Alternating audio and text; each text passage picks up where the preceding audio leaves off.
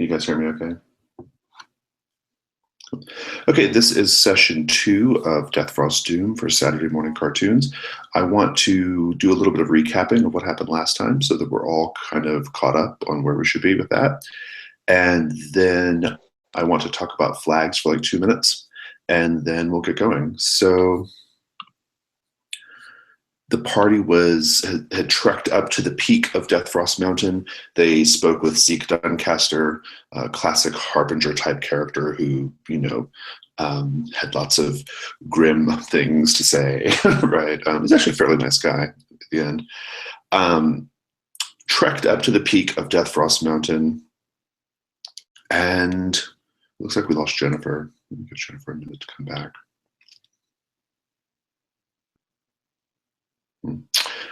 I'll just keep going, catch her up if she needs it. A few things. There was a cabin. The exterior of the cabin was carved in little tiny runes all over the wood. There is a big, large tree near the cabin. There are a bunch of grave markers all along the little snowy field.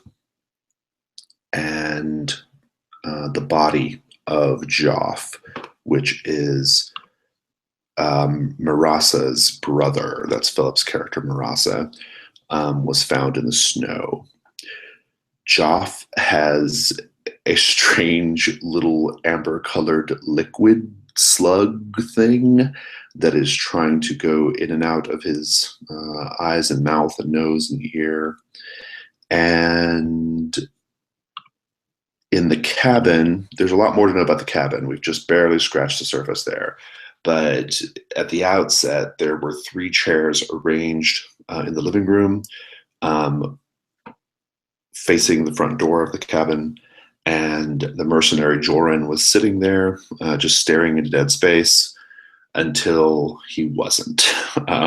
When he screamed at the characters in the cabin, "You are a gift to the nothing," right? He screamed that. And so that is kind of basically what was happening, just sort of at the cabin. I want to just refresh ourselves on the various missions of each of the characters so that we are reminded of that as well. So pull up my questions here. Okay, so Garrett, for your character, Vrak, the Goose Knight of Prane, which is we've established is kind of like a sort of nature order, right? You were there looking for a pitchfork, an evil pitchfork. Was that right? Yes. Right. And you didn't learn anything about where it is in relation to the mountain, right? You just know that it's up here somewhere, allegedly. Hold on. No, there was somebody else from my order going a long time ago, and they got lost there. They died. There was somebody else from my order going there, and they got killed and are probably mentioned in this name of books of people who were killed there. Yeah. Indeed. Philip, I see your note. You can't edit the sheet. Nope. All right, I'll change that. I'm gonna try that link. Awesome. So you're there looking for this pitchfork. What is the pitchfork alleged to do? It brings diseases and plagues over the country if in the wrong hands. Good. Right. Jennifer says she's working on her connection. She'll be with us whenever she gets here. So cool. Make a note about this pitchfork. Nope. Okay, awesome. And then the other notes. Well, Marasa, yours is pretty much resolved. We found your brother. He's dead. And we found his alleged killer. He's crazy. And that's kind of where we're at. If you have any, there might be more to the story than that, but that's, it feels like it's under control. So no big deal there. And then Jennifer's character, we'll talk with her in a minute. Aethiel Mache, your character, you are a young sort of former noble who is out to get her thrills, right, and prove herself. That's basically the idea, right, with Aethel. And you're muted. Yeah, that's correct. Why are you after the money again? Like you've heard there's a bunch of money up in this mountain. I know there are people who are after me to bring me back to my family, to my uncle, to force me into the marriage. So basically, the money will allow me to buy them off, and they will allow me to buy someone to assassinate my uncle, who is, from my perspective, evil son of bitch, and I want him out. So that's it. Jennifer, it looks like you're back. That's right. All right, and Tig, we were just going over like everyone's like personal reasons for being on the mountain, and yours is you're looking for the helm of Scarpanive, which is a sort of bee-shaped helm that gives you the power of a bee. And we actually learned something. We know that it's currently being held by characters called the Twin Inquisitors. Again, no idea where they're at, but we know, but we believe we're headed in the right direction. You were. I'm going to give you the real quick summary of what happened just before because you were off the call. But basically, you got to the peak of the mountain. There's a bunch of grave markers. There's a cabin with words inscribed all over the walls. There was a body. It's Maras's brother. That body has a little strange amber liquid trying to go in and out of its skull. There is the mercenary Corin, who is staring off into space until he started screaming at you at the very end of last session. And then, the harpsichord music too. There's harpsichord music playing whenever you go into the cabin. There's a great big tree, and there's a well also, just to kind of like give you guys the lay of the land again. So let's talk about flags really quickly. Does anybody want to highlight any of their flags that might be good to hit for this session? If so, call them out, and we'll kind of be thinking about ways to frame up scenes to hit those.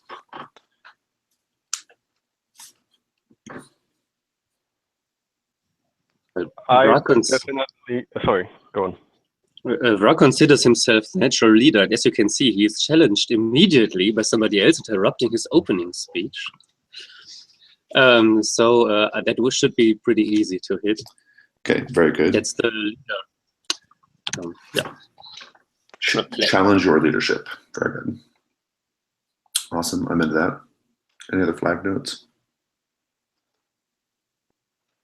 So for Eiflin, I think the being ignorant, gullible is a good idea.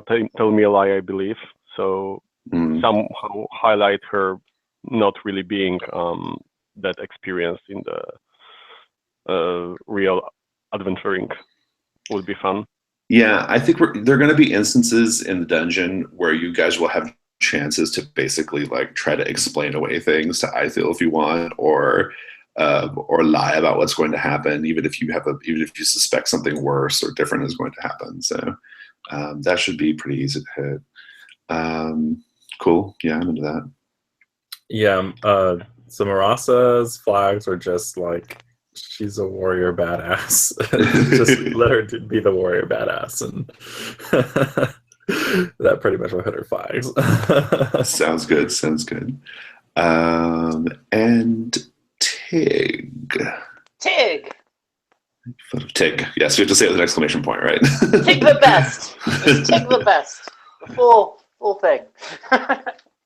Ask me to examine an important object. That seems pretty straightforward and easy. I think the more interesting one is make fun of my haughty or savage nature. Haughty nature, I think, is what's coming across the most here.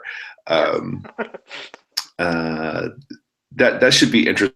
The most easy one to hit is going to be the examine an important object, right? So I have a feeling that's the one that people might default to, but that's okay. We'll see how it goes. If you have any other ideas about that. No, I'm good. Yeah, but those should be pretty clear. Yeah, the examine an important object should be really easy to hit on this one. So yeah, cool. I would be interested to see what you then do once given said object to examine. Right. I think that's the more interesting part of that transaction. I feel like, right. Yeah, I know. I'm so excited. So, good. Can we As a switch rule- any of the flags? Sorry. You can switch them whenever you wish. Yep. So I was thinking on switching my second flag to one of the knowledgeable flags because to somehow reflect the formal education I had before my Oh, yeah, I adventure. think that's good. Yeah. But I'm wondering which of those would be best for that. Maybe you had some insight because I mean, I like the one where it's get me to speak of my life beyond our mission. I think that's a really good, like, that's a perfect, like, scene framing flag, right? okay, Like, then I can famous. leave it in because that one I have. I was thinking about the one of the others, but I can leave it Yeah. in if you think this is. I'd like to see it at least a little bit. I think I think if we can like frame up a scene where you guys are just like catching a breather, Okay. and then you guys are talking about your past or whatever, I think that'd be fun. And we've kind of been setting up for it a bit too. Yeah. in a Okay. way. Then let's leave it in. Yeah. I imagine it. My life was also very hard. I had to suffer for all those balls and that. Yes, and all that rich food and dancing. And people were mean. They were really very mean to me. There it goes all their again. petty gossip. You don't even have to ask her, and she's talking already about her life again. I know, exactly. See, I know. Everyone mark your XP. All right, so the very last thing that happened, I want to put everybody on the board. Was everybody in the cabin at this point? I can't recall. No, I think it was or just, were some of you still? I think it was just me and Philip. That's Marasa. right. It was you and Marasa. That's right. Yeah. So it was Tig and Marasa. We're going to pick up straight with that. Marasa, Corin looks at you and screams as last time. He screams, "You are a gift to the nothing." Okay. And then he stands up and pulls a dagger out of his belt and just lunges at you. What do you do? Yeah, so I'm going to slash him down. Cool. What kind of weapon do you use? A long sword. Sweet. Give me a defy danger with strength, or not defy danger. The roll of strength. Risky move. I'm gonna roll the die of fate to see what a badass he is, if he's a badass or not. So. I got a 10. Okay, awesome. And grab a d6.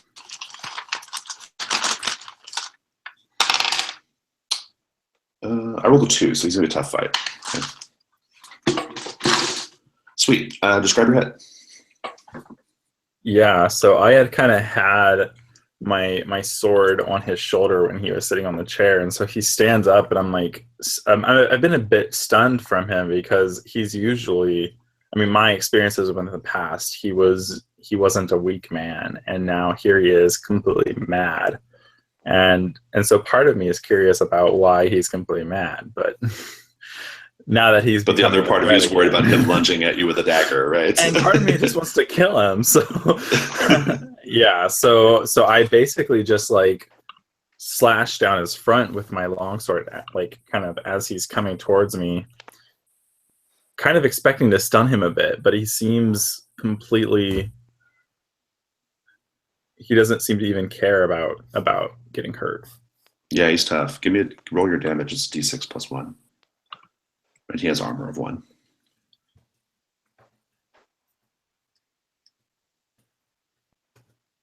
Got 2.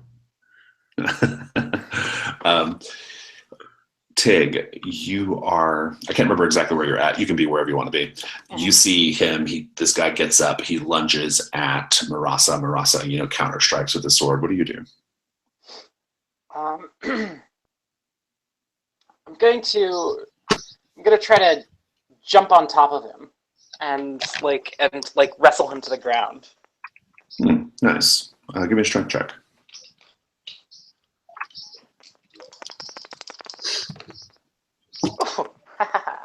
So that's 10. 10. Nice. I'll let you pin him down so that he's held down. Just give me the whole fiction there. What does it look like? So I'm just like, Marasa, watch out! And I just lunge at this guy, and I just kind of I kind of get on his back, and I start kind of scratching at him until he's on the ground, and I'm just kind of pounding on his back, and I'm like, "Stop it! Stop it! Stop it!" Nice. The characters who are out in the snowfield, Grok and Ithel, you will hear this commotion coming from the cabin. The cabin's about like 50 paces away, right? Or maybe a little further than that, but not too far. You hear the commotion. You hear the struggling. What do you guys do? Rock, what do you do? Well, this is my opportunity to find my strength back. Like after this sad events about the death of Melissa's brother and everything, I take my warhammer, with a goose head, and I run straight to the passage and scream the name of my god, and nothing comes out of my mouth again because it's cursed. Yeah. Nice. You'll be running there. That's good. Ithel, what do you do? I draw my dagger and I'm running, but behind Vrak. I don't want to get straight into the action. Sounds good. Marasa, Corin is down. Tig is on top, beating and scratching. What do you do? Yeah, I just want to try and just stab him with the tip of my sword and end it. I'll give you a free hit since he's pinned down. All right. Just roll d6 plus 1. 3 total. It's pretty slow going. Yeah, that works. You stab down. I think at this point he manages to kind of like right himself on his stomach, and he's Tig is like just pounding and beating, and he's doing his best to basically deflect off Tig's blows, and in fact trying to get to Tig's neck. Right, it's that kind of like struggle at this point. Tig, I'm gonna let you keep holding him there for a second. Vrak, you're the first one there with your goose-headed hammer. Was it a hammer? Yeah, it was a hammer, right? You're the first one there. You see Tig and this guy. This guy is like trying to grab at Tig's throat. Tig is just like flailing and scratching. What do you do? To try to help and like especially get the enemy. And this is the first you learn. Get them on the ground that they fall. Mm-hmm. Indeed. So you just where are you going to try to strike him? To get them away from Melissa. It's like by smashing into them. Well, so let me reframe it for you. He's on the ground struggling with Tig. Tig is like that's what's happening. They're kind of like all clashed together, right? So they're also it came too late.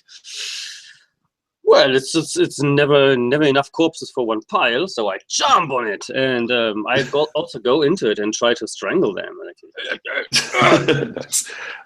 Give me a strength check. That's a strength check, yes. Snake eyes. It didn't sound like a good idea, and it wasn't. Tig, you're doing your best with Corin, and you've held him down enough, long enough for Marasa to get a strike on him, and he's kind of like, fighting back. And Vrak runs in, presumably drops the hammer and jumps into the fray, right? And basically what happens is Tig manages to sort of like shift his weight so that like he kind of like kicks you off, or I'm sorry, Corin manages to shift his weight. He kind of kicks you off Tig, and then he kind of like spins down and pins Vrak to the ground. He pulls up. He's got that knife nearby, right? He's still got it.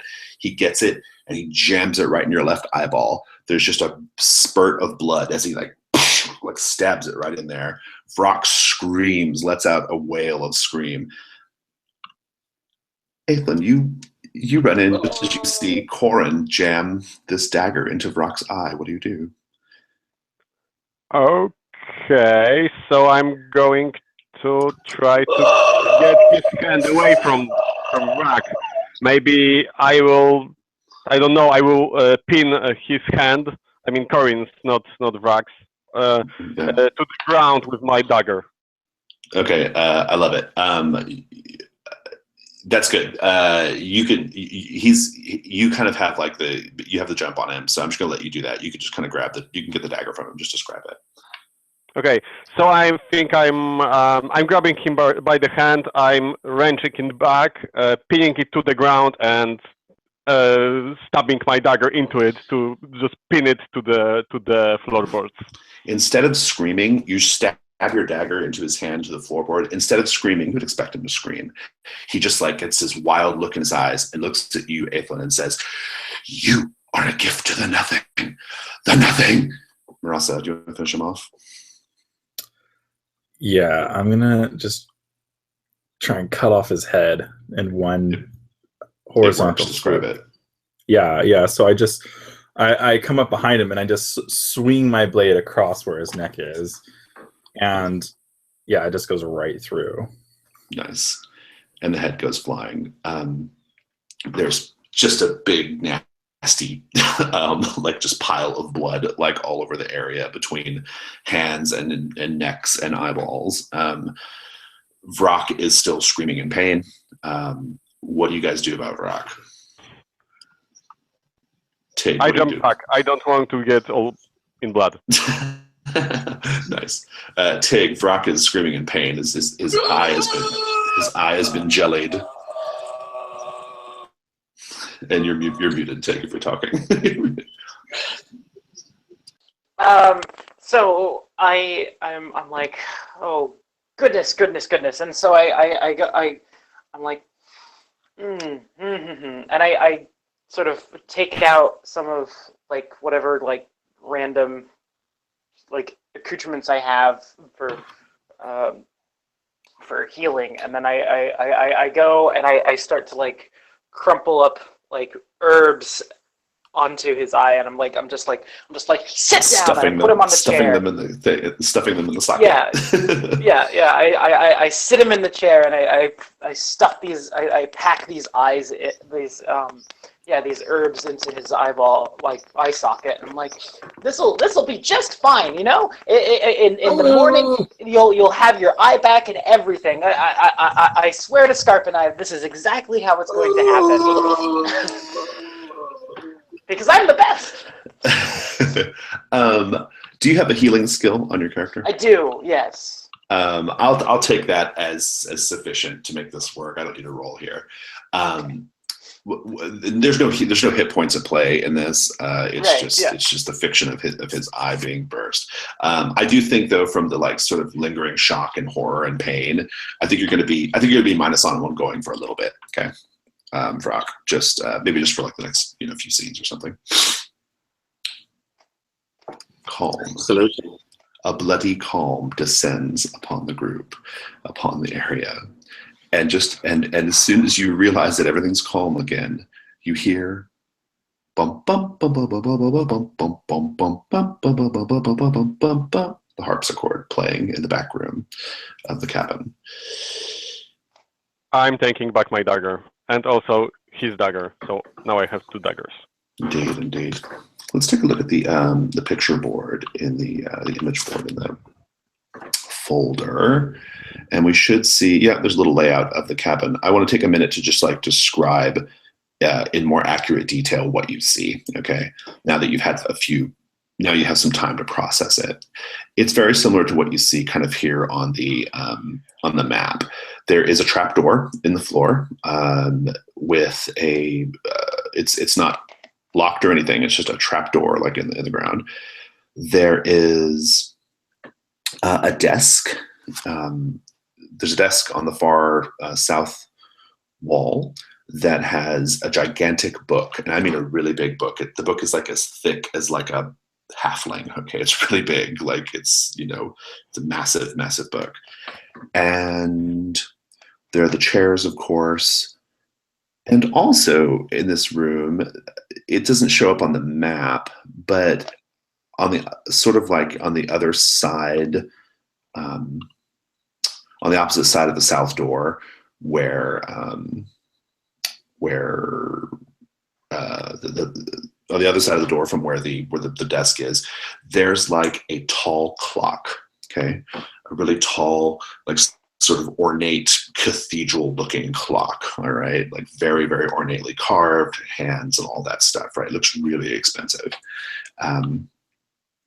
And then of course there's the door that goes to where the kitchen is and the back way that that Tig originally entered through. And you hear the harpsichord music coming from room I, basically. That's where you kind of hear that harpsichord music. I want to just go around the table, bearing in mind everything in the cabin, plus all the stuff that's outside as well. If you are done there or not, make a decision. But I want to just find out what everyone's doing. So once you've had a minute to collect yourself, Vrock, what will you be up to? And you're muted. It's time to thank the person who has taken care for me, Tig. I find my breath again. Thank you so much for taking care of my pain. Oh, it's nothing. You know, I'm just the best healer in my tribe, and it's just the healing of the best god, Scarpenive, and you don't have to worry a thing about it. Blesses you. Is on your side. Ah! Still cursed. Can you also hear this music? Or is it just in my ears because I hear everything singing still? We need to find where the source is. Yes, it is there's a barbaric tone coming from one of these strange rooms in this disgusting building. Let us try and find it and destroy the thing that is making it. Let's go. There is also in the main cabin room, you might notice it on the map, there is a large like sort of deer trophy head hanging up high. That's another thing you see as well. And maybe that's caught your attention, Marasa, I don't know. But one thing you'll notice about it, Marasa, which maybe is sort of an echo of what happened a little bit like in the room, is the deer is missing an eyeball as well. Okay, so this little deer head little trophy thing hanging on the wall is missing an eye, just like Vrock is missing an eye. And I kind of give that a strange look. And so hearing the music, I'm going to start going to wherever that's coming from. The harpsichord music? Okay, great. Yeah. What about you? Is it Eithel or Aethel? You have two different things written down, Ajay. Sorry, once again? Oh, your name. You have on your... Yeah, okay. I have to... All right. That's Aethel. Okay, I will correct that. So I think I'm going to search the premises, but with exception of that weird room with the music.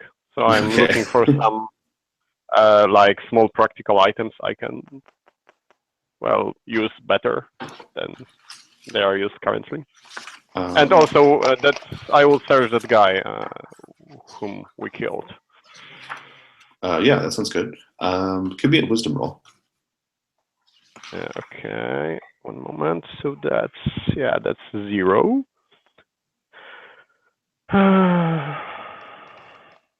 And that's 5. 5, you said?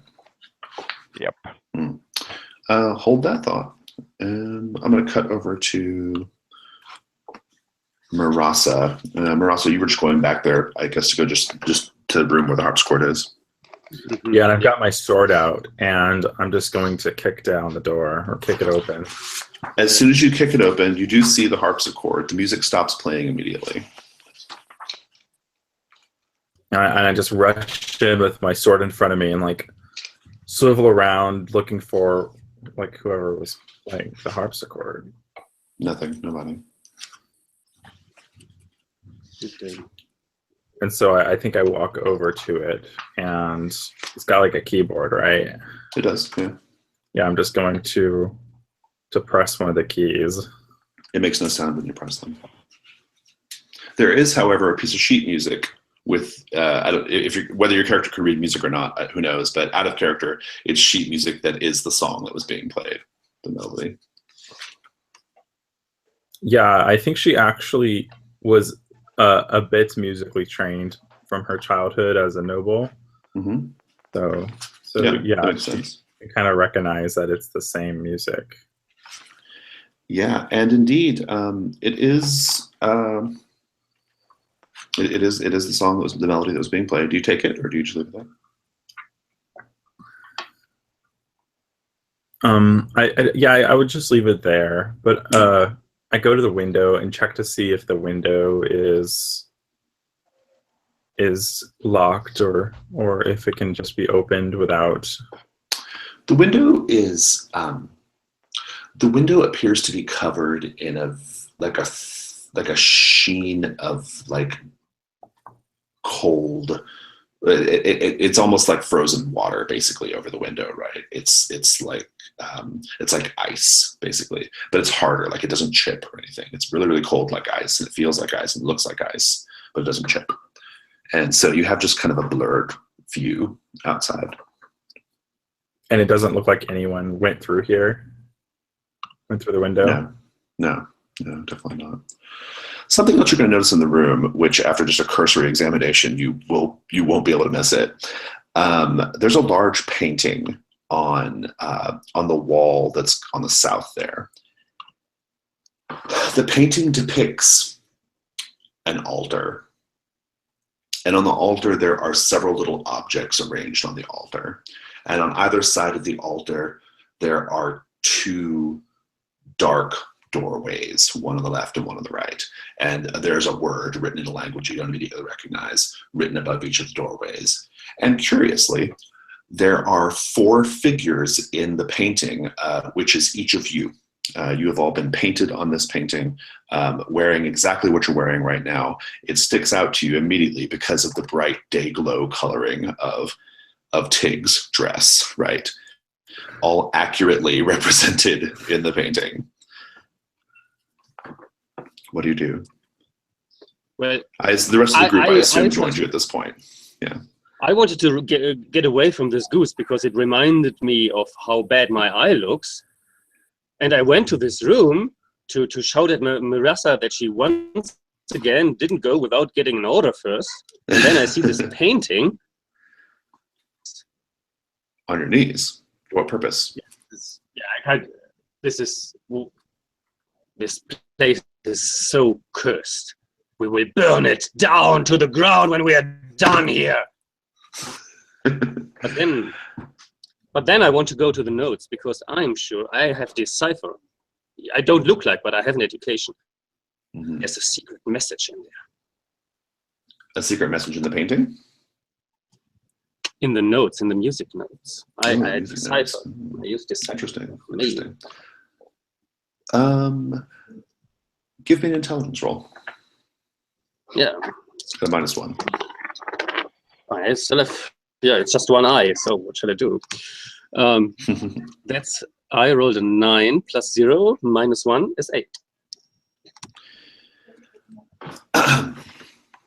I will tell you. You can ask me any question you want. Just ask me a single question about the music. Anything you want. I could say, is it containing any information directed towards us? Where after looking at the goose and then the painting, there could also be something in there which is. You keep referring to the goose. Do you mean the deer head hanging on the wall? Yeah, sorry. So yeah, I mixed up the words. Yeah, language issues. No, yeah. But good that you knew what I mean. yeah, like with antlers and stuff, right? Yeah, like a buck, I guess. Nope, it's just a piece of music. Good. And you can be certain it's just a piece of music. There's nothing particularly special about it. So, Tig, what are you up to?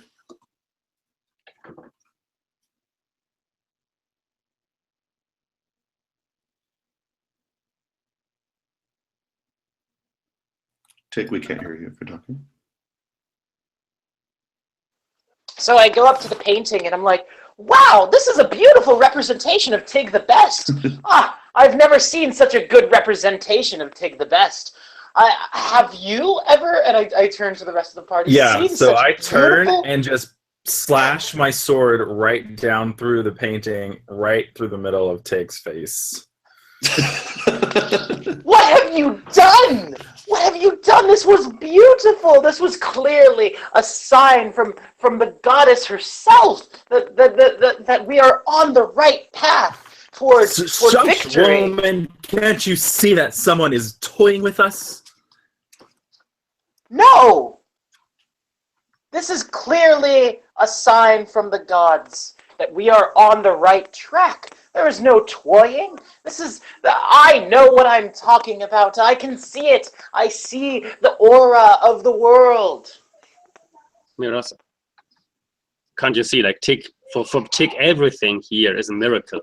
She's a barbarian, so she's not able to differentiate between signs directed to her and just coincidences. But this is no coincidence. This is pure heresy.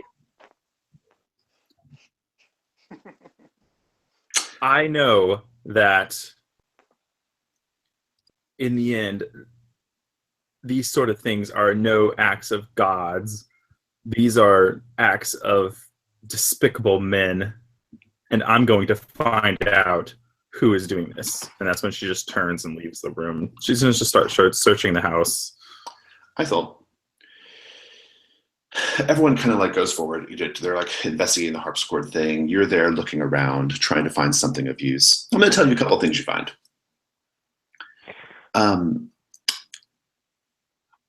Assuming you check out all of the cabin, I assume you're just going to poke through all the cabin.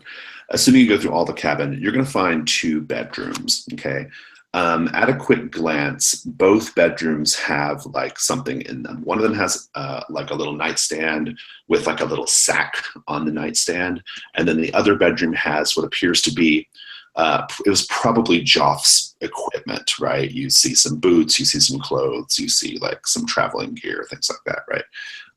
So you can be kind of investigating that momentarily if you wish. I think you circle back into the living room or into the main room. And the clock, there's a little semicircular track that juts out from the clock face, and 2 little doors pop up at a certain point, and 2 little birds, one a sort of mangy looking little cuckoo bird, and another a little jet black magpie. You're automated, right? They come out, they're pushing 2 little amber colored marbles, and they have similar little amber colored marbles for their eyes, and they begin to like tap out a little tune that the clock plays. It's like and as it taps out the tune, it like their little beaks peck at the little marbles, and eventually those little marbles crack, and you notice some of that little amber liquid kind of like slips and falls out down into the ground. Okay, I'm going to back out from there and slowly observing the liquids, but I don't want to get anywhere near it. The liquids swirl around on the floorboards for a bit, and then they just kind of seep into the floorboards. Okay. Tig. And then the little birds go back. They go back into their little homes. Tig, they're magical goddess birds here. Maybe it could interest you. It looks like something out of your specialty, right? You know animals and stuff. Tig. Of course, I'm really amazing at identifying the creatures of the wild. What would you like me to look at? Could you take a look at that clock? Closer look? I think that you're the best, Tig. I think you will be much better than myself to like examine it. This is a symbol of civilization, and I just sort of stab it with my spear.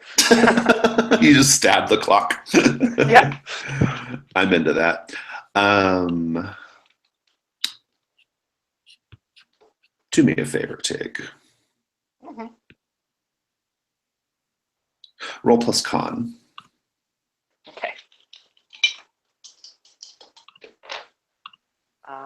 Well, that's an 8.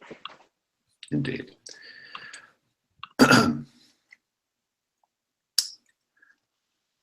Eiffel, before your very eyes, Tig just blinks away. Bloop.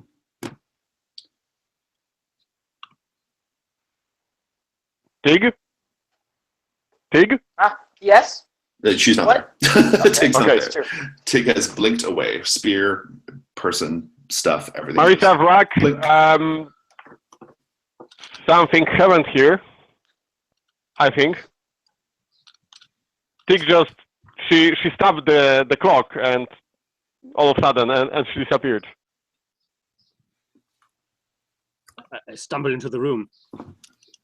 A hammer in my hand. Where's the enemy? That clock, that one. I'm pointing at the clock. What? Is the clock stabbed? I mean, is it damaged? She definitely damaged it. Yeah. Okay. She's gone. Brock, don't you see right here there's a trap door? She must have gone down here. You will find it for us. Do your job, Mirasa. You'll notice, if you look at the clock, if you were paying attention, you'll see that the hands have moved to different hours than they were before. And the two little birds come out on the little track again. They're no longer pushing marbles, but this time they begin pecking at each other's little eyes, which are also these little amber marbles. Tap, tap, tap, tap, tap, tap, until they've each cracked one of their own, of each other's eyes. And you see the little liquid dribbling down into the floor. What do you all do?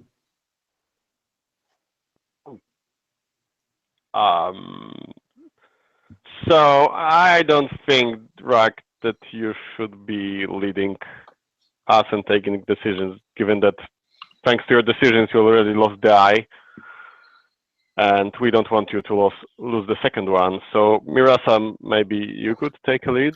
Yeah, I'm you just look gonna like walk someone to- I'm who's just afraid gonna- of danger. I'm just gonna walk over to Brock, take his hammer, and smash the clock. With his You're just hammer. smashing the clock. Roll plus Yeah. con. Yeah, with his he's got a hammer, right? Yep. Yeah, warhammer. And then I'm gonna hand it back to him. Well, roll plus con first. You might not be doing anything. Oh, right. Sorry. I didn't hear that part.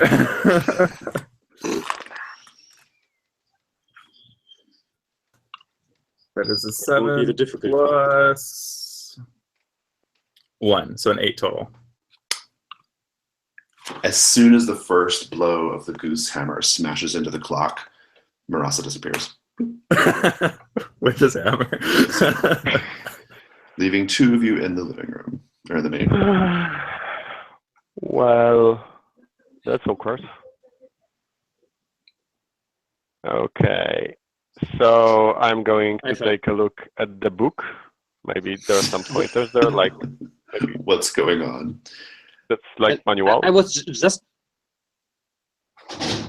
I didn't recognize yet that my hammer is gone, and still thinking about how to react to Eiffel's insult. Oh, they're gone. Should follow them, shouldn't we? I'm pointing to the clock. Be my guest. Maybe we should first check the trapdoor. Maybe they're like inside there or something. Hey Garrett, you're breaking up every you're breaking up a little bit as you speak, so we're missing like every third word or so. Maybe just maybe either go to video only or just rejoin the call, one or the other. That'd be a good move. For the two of you who have blinked away, It's a cursed place.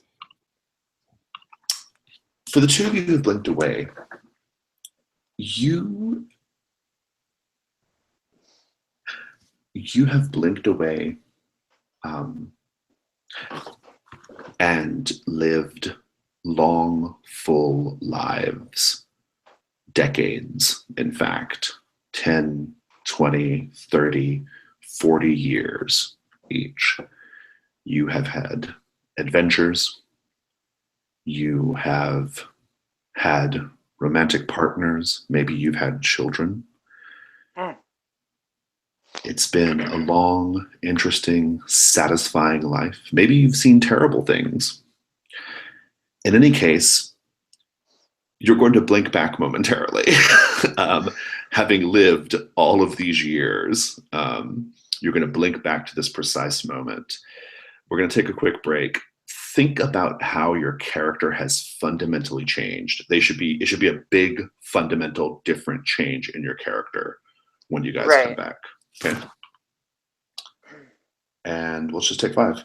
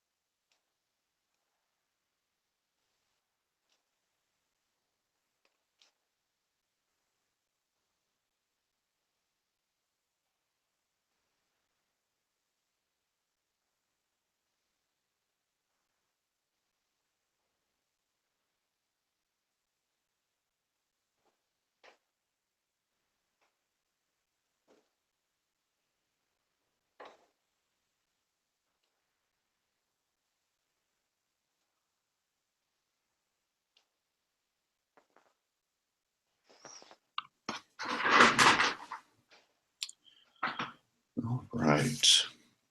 I see Philip, Jennifer. I assume you're there. I guess we're waiting on Garrett and Moshe. Okay. I'm there. Garrett's there. He's off video. Cool. And Moshe's there. All right.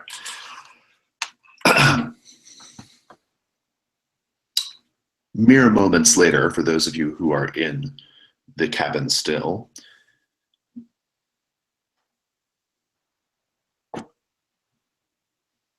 Tig blinks back.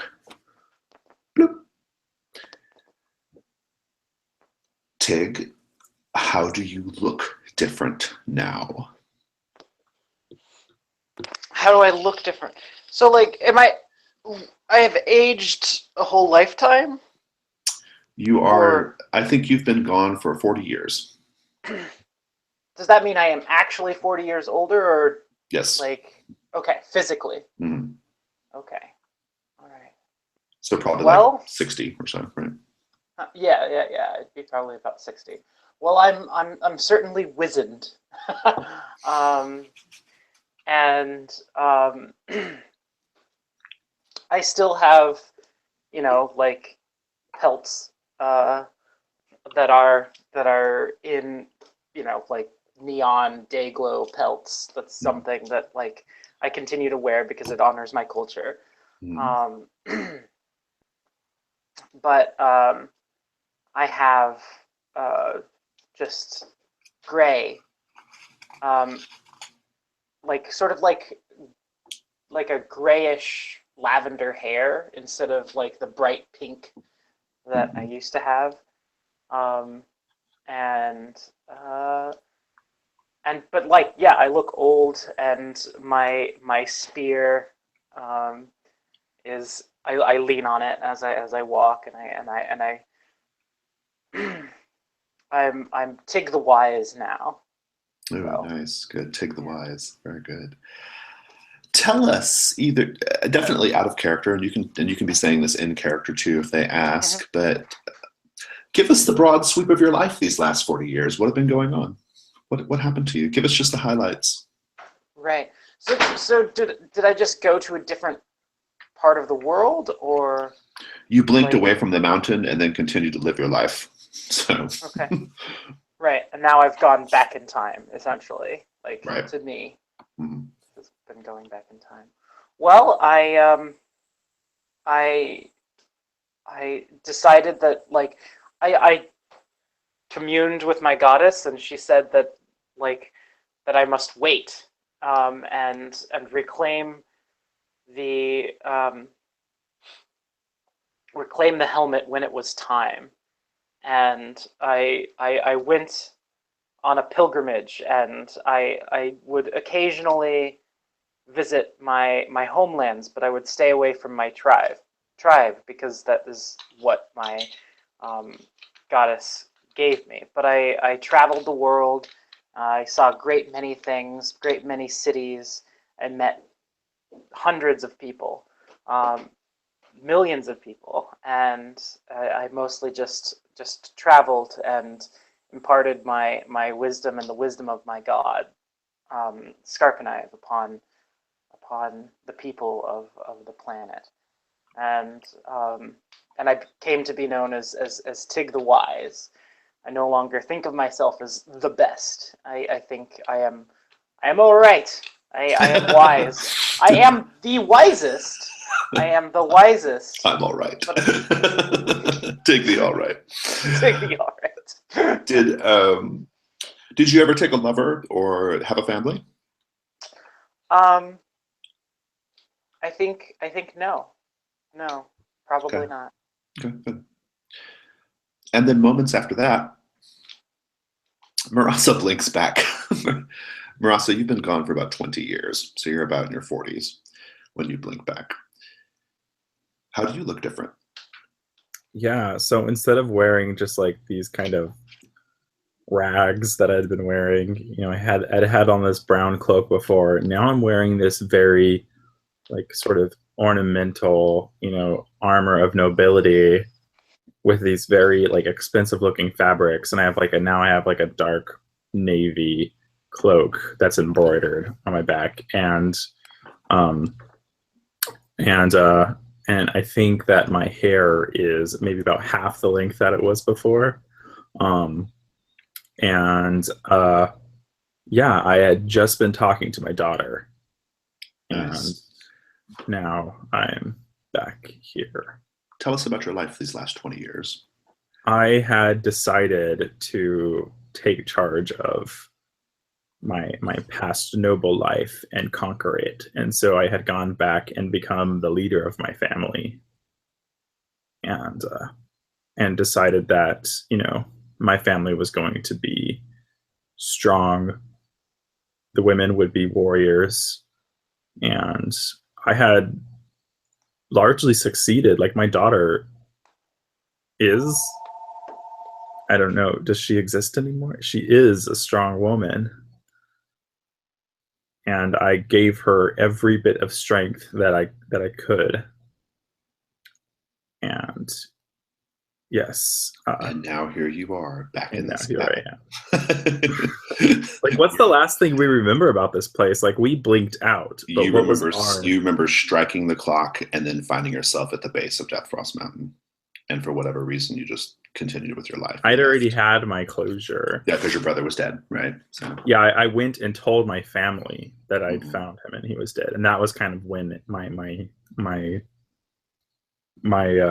journey to become the leader of my family started. And I had several adventures around that, of proving myself and winning favor in the nobility. Yeah. And I think if it's okay with the group, I think we will have just spent about 20 or 30 minutes of you two like getting to know these characters again and hearing their stories and finding out what happened to them, and everyone being just a little shocked and surprised about all of this, because obviously to Vrock and Ethel, they were gone for just moments, right? You know, not even a minute, right? No. Yeah. How do you guys feel about this? What are you thinking? Suspicious. I mean, my first reaction was, "Oh God, it's so good I didn't strike that clock." Especially when I see Mirasa, I suspect I say something like, "You look old." They both look considerably older. Yeah, but then I think that some kind of suspicion creeps into my mind. I mean, what guarantee we have it's them, actually? Maybe there was this strange liquid that we found on the corpse. Maybe this is some kind of trickery. Maybe those are some doppelgangers or something like that. I'm going to right? Yeah. I'm going to try to like ask them something to judge whether this isn't some kind of trick. So, and maybe, I don't know if we don't repeat that, but I would probably try to ask them things about our ascent to the mountain, and they probably won't remember it because it was 20 to 40 years ago. They might remember, you know, Zeke might be the thing they remember, right? Like, yeah. You know, I mean, I think, you know, we can say that. Are you okay with saying like they do eventually convince you of the veracity of their story? Yeah. Yeah. What would they say to you that would convince you? So I think that they will remember some kind of detail that, like, would. I've got something. Okay. So I walk up to you and I say, I spoke to your family. They never heard back from you after you went here. I start moving uncomfortably. So does that mean that you went on leaving and we were like frozen here in time? I'm looking at Vrock. I'm looking out the window. Yeah, definitely. I want to see outside if something changed there. seems. I mean, if you look out the doorway, you can see what you expect to see. The windows have that weird filmy glass, like icy glass on them. So. Okay, and if I examine that corpse that was outside, Mm-hmm. is it like, I know this it's cold here, but it should like be more covered in snow or whatever if it's too late. For you guys, not much time has passed, right? I mean, Yeah. it's the same amount of time for the both of you. They blinked away, and we're just essentially like in a different timeline, basically. Yeah, I know, but my character is now suspecting that. Right. Yeah. You know, where this timeline ends, what was going on? It's just as you left it. It doesn't look any different than when you left it before. Yeah. So. Brock, how do you feel about all this? These strange stories, these weird happenings. Wow, this can't be true, and I'm really probing you. I the two of you, Mirasa and Tik. I'm talking with you. I try to understand, like, if you are really that old, and if it's really you, and ask you about details, and this is a thorough investigation by a priest to see if there's something heretic what happened for the two, but it doesn't seem so. It's just a normal life they lived. It feels so bad. It feels so as if we are wrong. I have exactly the same kind of feeling like Eiffel has, that we are in the wrong time. They had a life and we didn't. Something moved for them and for us it didn't. And my eye is still hurting. And Tik was that person like so many years ago healing it. But for me it's just 5 minutes. My only conclusion can be, we need to burn this place down.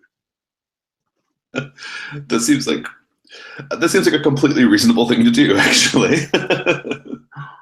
No, and my Warhammer is gone. The Warhammer is gone, yes. Yeah. Presumably you would not be carrying that around still, Mirasa. Yeah, it's in a museum. No, I don't know. Who knows? Oh. Yeah. I'm going to offer you one of my daggers. Here. A fine substitute. So well, we find ourselves in basically otherwise the same situation. While you guys are busy like sharing this story, doing this thing, you hear the clock again. Little birds come out and they begin their little pecking thing. This time it's just the magpie pecking on the cuckoo, pecking at the cuckoo's remaining eye. Yeah, so I'm gonna walk over and grab this clock off the wall and just smash it on the ground. You're just gonna grab the clock and smash it on the ground? Yes. I will warn you, you're gonna get another time anomaly if you do this. I will advise you out of character that's going to happen again if you want to do a different thing. Otherwise, proceed as a general time anomaly that I don't know what it is. Right. Do you still do this? Gosh. Only if someone, I think only if someone asks me to. Okay. I can give someone a flag opportunity here. Mirasa, please don't touch that. Please don't. And because like if our time is the right time, then everything what you told us is not true. It has not happened. Except it totally has happened. Yes, it totally has. It has, but you will never be able to go back to your daughter. And Tik, everything you learned is in your head, in your mind, but everybody you talked with never really existed. That's not how it was. Certainly they have. They have going to be have happened. They just haven't quite happened yet. A very wise, astute observation. If I only had my Warhammer, I would smash it. Well, then of course you would be going to another place and then being brought back here at a later time. It would not be of any use to you, and you should indeed just be at peace with yourself, and we can perhaps continue our mission or leave the mountain. I still reclaim my goddess's thing, helmet, and so we must. Yeah, you were told at the time like to come that it's not time, and now maybe it is time. Maybe that's why you've been sent back now. Okay. So may we continue to discover the mysteries, because this may be the final mystery that I discover, the final piece of wisdom in my life, and I feel ready to embark upon this final mission. Okay, I'm going to roll my eyes while they talk and go to the other room and search the bedroom. Indeed. Let's go ahead and mark XP. So the grand total XP award for this point is, let me just do a quick calculation. Right.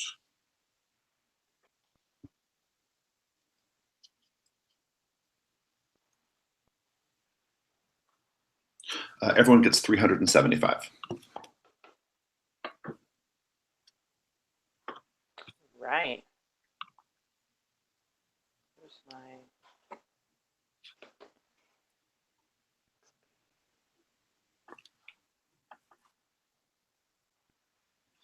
So, Ethel, there are 2 bedrooms, and there's still the room with the harpsichord and the painting.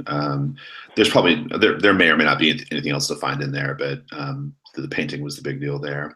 But you have those 2 bedrooms. There's the more northerly one on the west side, and then the more southerly one on the east side. Which so I'm going to check the one with the sack on the table.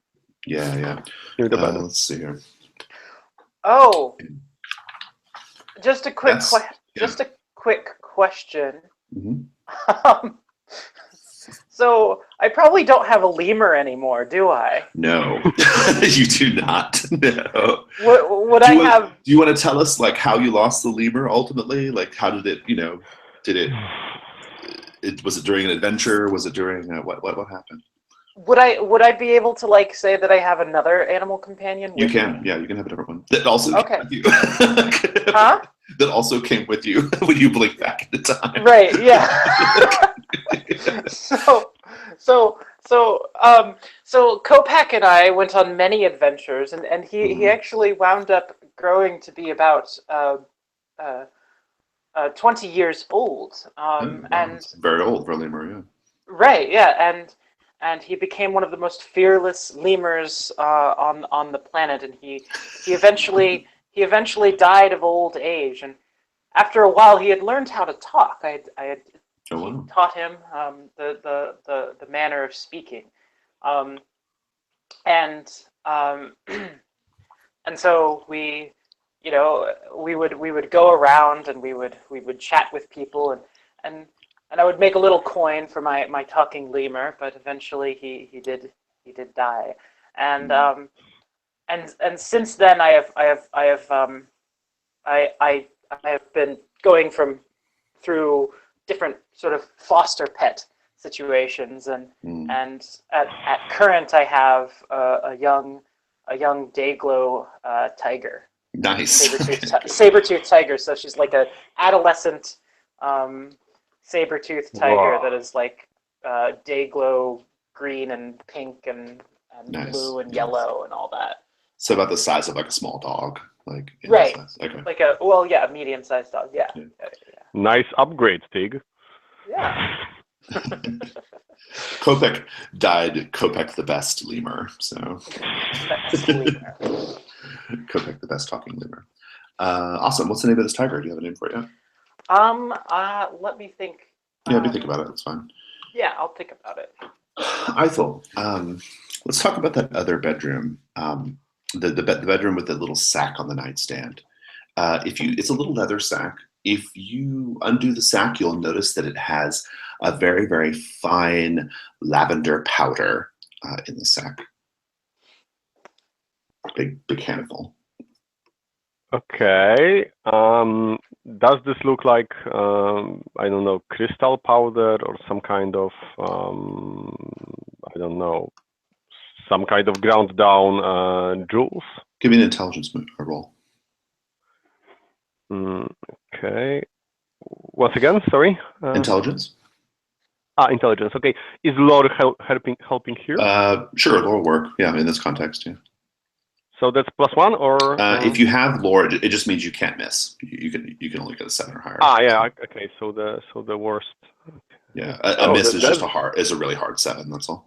Yeah. That's okay. So that's 8. Okay. I think. One moment. It doesn't matter. It's 8. So. I'll tell you that it's plant-based. It's dried and ground plant-based. You can ask me any other question you want, especially something that you might learn from your lore. Okay. So is this dangerous to touch? You're going to know that this is purple lotus powder. It's perfectly harmless to handle. If you snort it, it's a totally different story.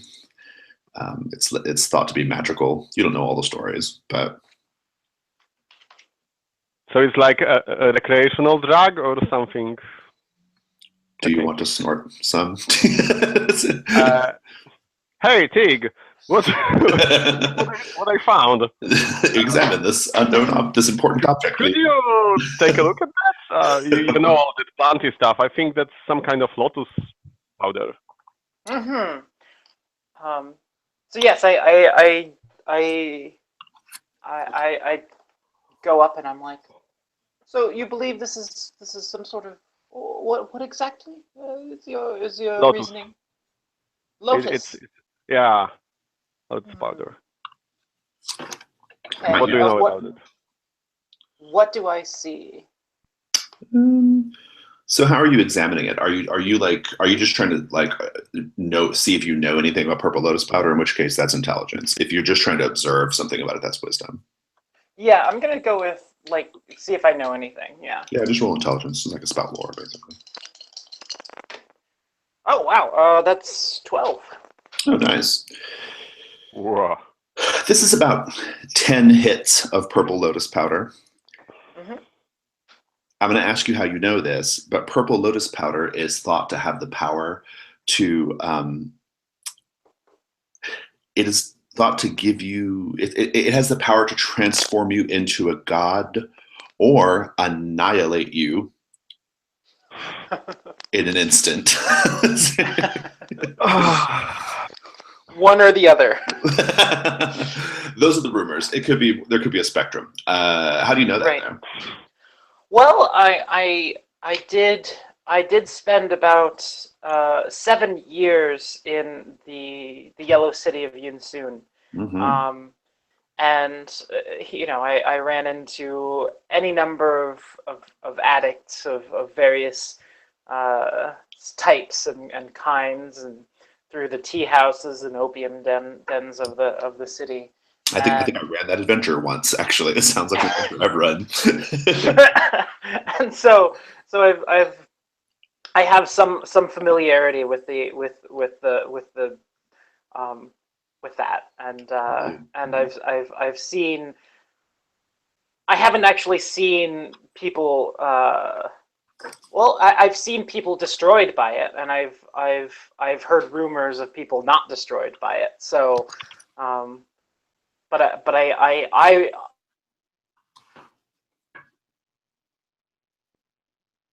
Oh, did we lose you, Jennifer? Well, I think I got the gist of the story until she gets back. The opium dens of Yunsun makes a lot of sense.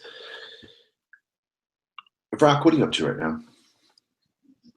Well, burning down this place, it doesn't seem to be so easy. Maybe it's worth first to find this book of the names, and that might be a hint on how to proceed. There's a big giant book in the main room, a very big, thick book. And I still need to look up the name of the Meister Nuria and her fellows, and to see if their names are actually in there, which means they are dead. So about how long ago did that Maester come up the mountain? That must have been a dozen years or longer. Okay. So definitely like since the cult was cast out, right? I mean, the cult was cast out about 50 years ago. So it was after that. Yeah. Okay. It was after that, yeah. The name is not in the book. If you turn to the last page, the book is incredibly heavy and large. It's filled with, it looks like millions of names. Okay. The earliest ones are written in letters that you don't even recognize. And they use a calendaring system that, sometimes they go 1,000 years without recording another name. But in total, there are millions of names inscribed over the course of these pages of this book. If you turn the big heavy book to the very end, towards the last pages, you'll start to see names you recognize, even some names you recognize from the work that Zeke was doing, right? Like copying names down. You even see like some blood-stained fingerprints on the pages. It was probably fairly fresh when Zeke was handling it, right? I'm very afraid to find our names in the list. Your names are not on the list, and neither are that maesters. So this is good news. That makes me more confident and I start looking like for traps, like for hidden doors or something, because I'm pretty sure that there's something beneath. There's a trap door in the middle of the main room. Oh, there is. Yeah. Oh, I figured. Well, then it's time to light some torch and Go down. I'm gonna cut back over to the purple lotus eaters. So we just said that you had just finished telling like how you knew, because basically you'd seen opium dens. We got that gist of it before you cut out. Who has the powder now? Do you guys keep it or what? Do you keep it? Do you snort it? What do you do with it? I'm keeping it. I'm Okay. You wanted those? I have a feeling that we should get rid of this. This is not something worth having around. It's a dangerous object, and it would not be wise to continue with this. Dangerous how? Well, I have seen in my time many people destroyed by the purpose by this lotus powder, and I feel it could and in fact, like, now that I am in the past, perhaps I can save those people before I ever saw them suffer. Okay. I will take care of this. So I'm taking the pouch, I'm closing it.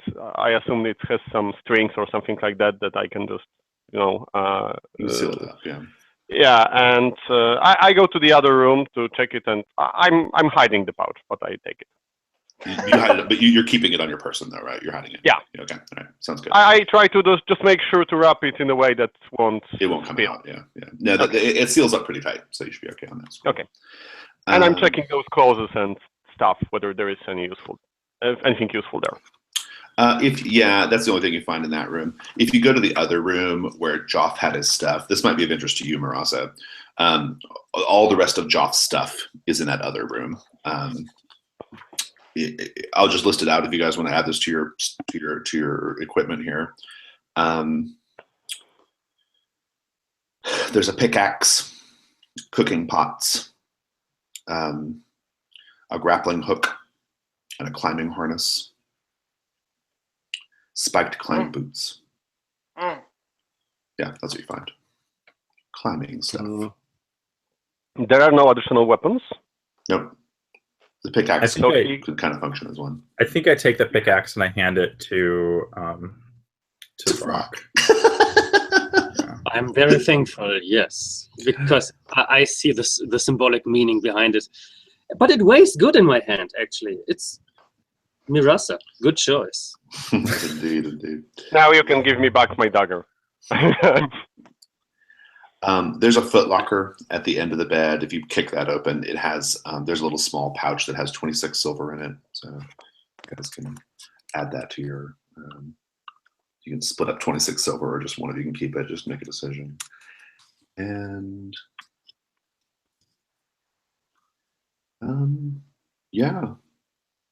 there's a diary of Joff's writing.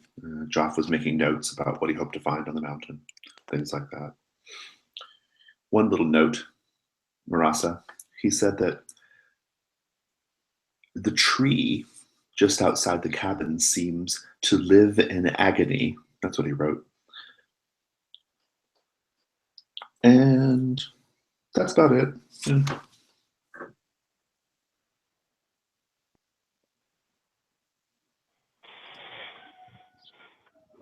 The tree outside. Mirasan, maybe we should check out the trapdoor? Or do you want to go back to your non-existing children? Or Move on. Go down there now. So from this room that we're in, am I able to see this tree out the window? We'll say yes. Like through the smear of this, sort of icy glass. But yeah. So, and do I notice anything strange about it? You'd have to go look at the tree, like up close. Okay, yeah. I just tell them I'll be right back, and then I'm just gonna go and look at this tree. The tree is. I want to give you the description from the book because it's quite good.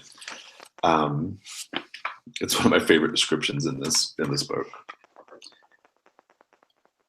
The largest and worst of the dead trees on the peak. It's just the one, and then the trees in the tree line. It's an old oak hanging tree. You see like a bit of frayed hanging rope dangling from one branch. It looks less like a tree than a sculpture of one carved by a caricaturist with a deep and abiding hatred of them and himself and everything else.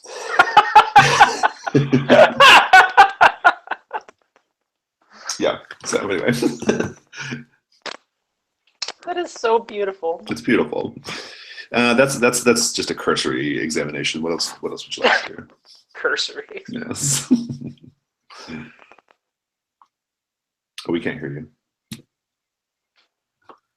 Aside from looking like a weird tree, Just an angry, ugly tree. Yeah. an angry, ugly tree, there's nothing special about this tree.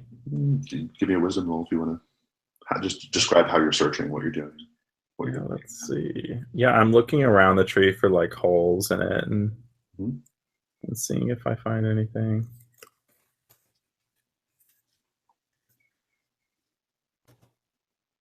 I got 5. Oh.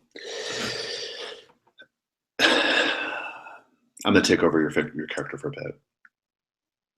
You begin to notice as you're looking around the tree that there's something seeping from behind the bark, dribbling down. And as you move your hand over to smudge it with your thumb, it's blood. There's blood seeping from behind the bark. And you take your knife and you peel a bit of the bark away, and there's a sort of like sticky, squishy sound as tendrils of blood and viscera kind of tear off with the bark. And underneath the bark, the trunk of the tree is just a pulpy, bloody, fleshy mass. And it's definitely bum bum bum bum bum bum pulsating slightly. Bum bum bum bum. What do you do? Yeah, I think my eyes are just like wide, and I just like take my sword and stab the tree. I love it. You stab into the center of the tree, and there's just a gout of blood that sprays out, and the tree quivers and shakes a little bit. And as you withdraw your sword, you see that there's a human heart stuck on the end of it. And I'm just like backing up, and I like shake off the heart off my sword. It falls into the snow, leaving a trail of red on the white. Then what?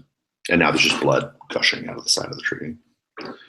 Yeah, I'm like backing away from it and just like thinking, of course I'd come back to this mad place. and I just kind of run, kind of looking back at the tree as I'm running back towards the cabin. I'm going to give you -1 forward on your next roll just because you're shaking a little bit. Vrock, it sounds like you flipped open the trap door. Yes. Well, I wanted to go with all my friends down there, but some of them keep being busy. But you see me now standing there on the entrance door of the house, waiting for Mirasa to come back. But one look into her face is just taking away all the angerness I had, because I see that she's suffering. And well, I feel compassionate for them, for those who grew older, because I am now convinced that they lived a life which never happened. There is no second timeline or anything. This is all nonsense. They dreamt it up. So now they have people they missed which never existed. Right. No, let's move in. This place needs to burn. But first you have to go underground. Yes. The fires.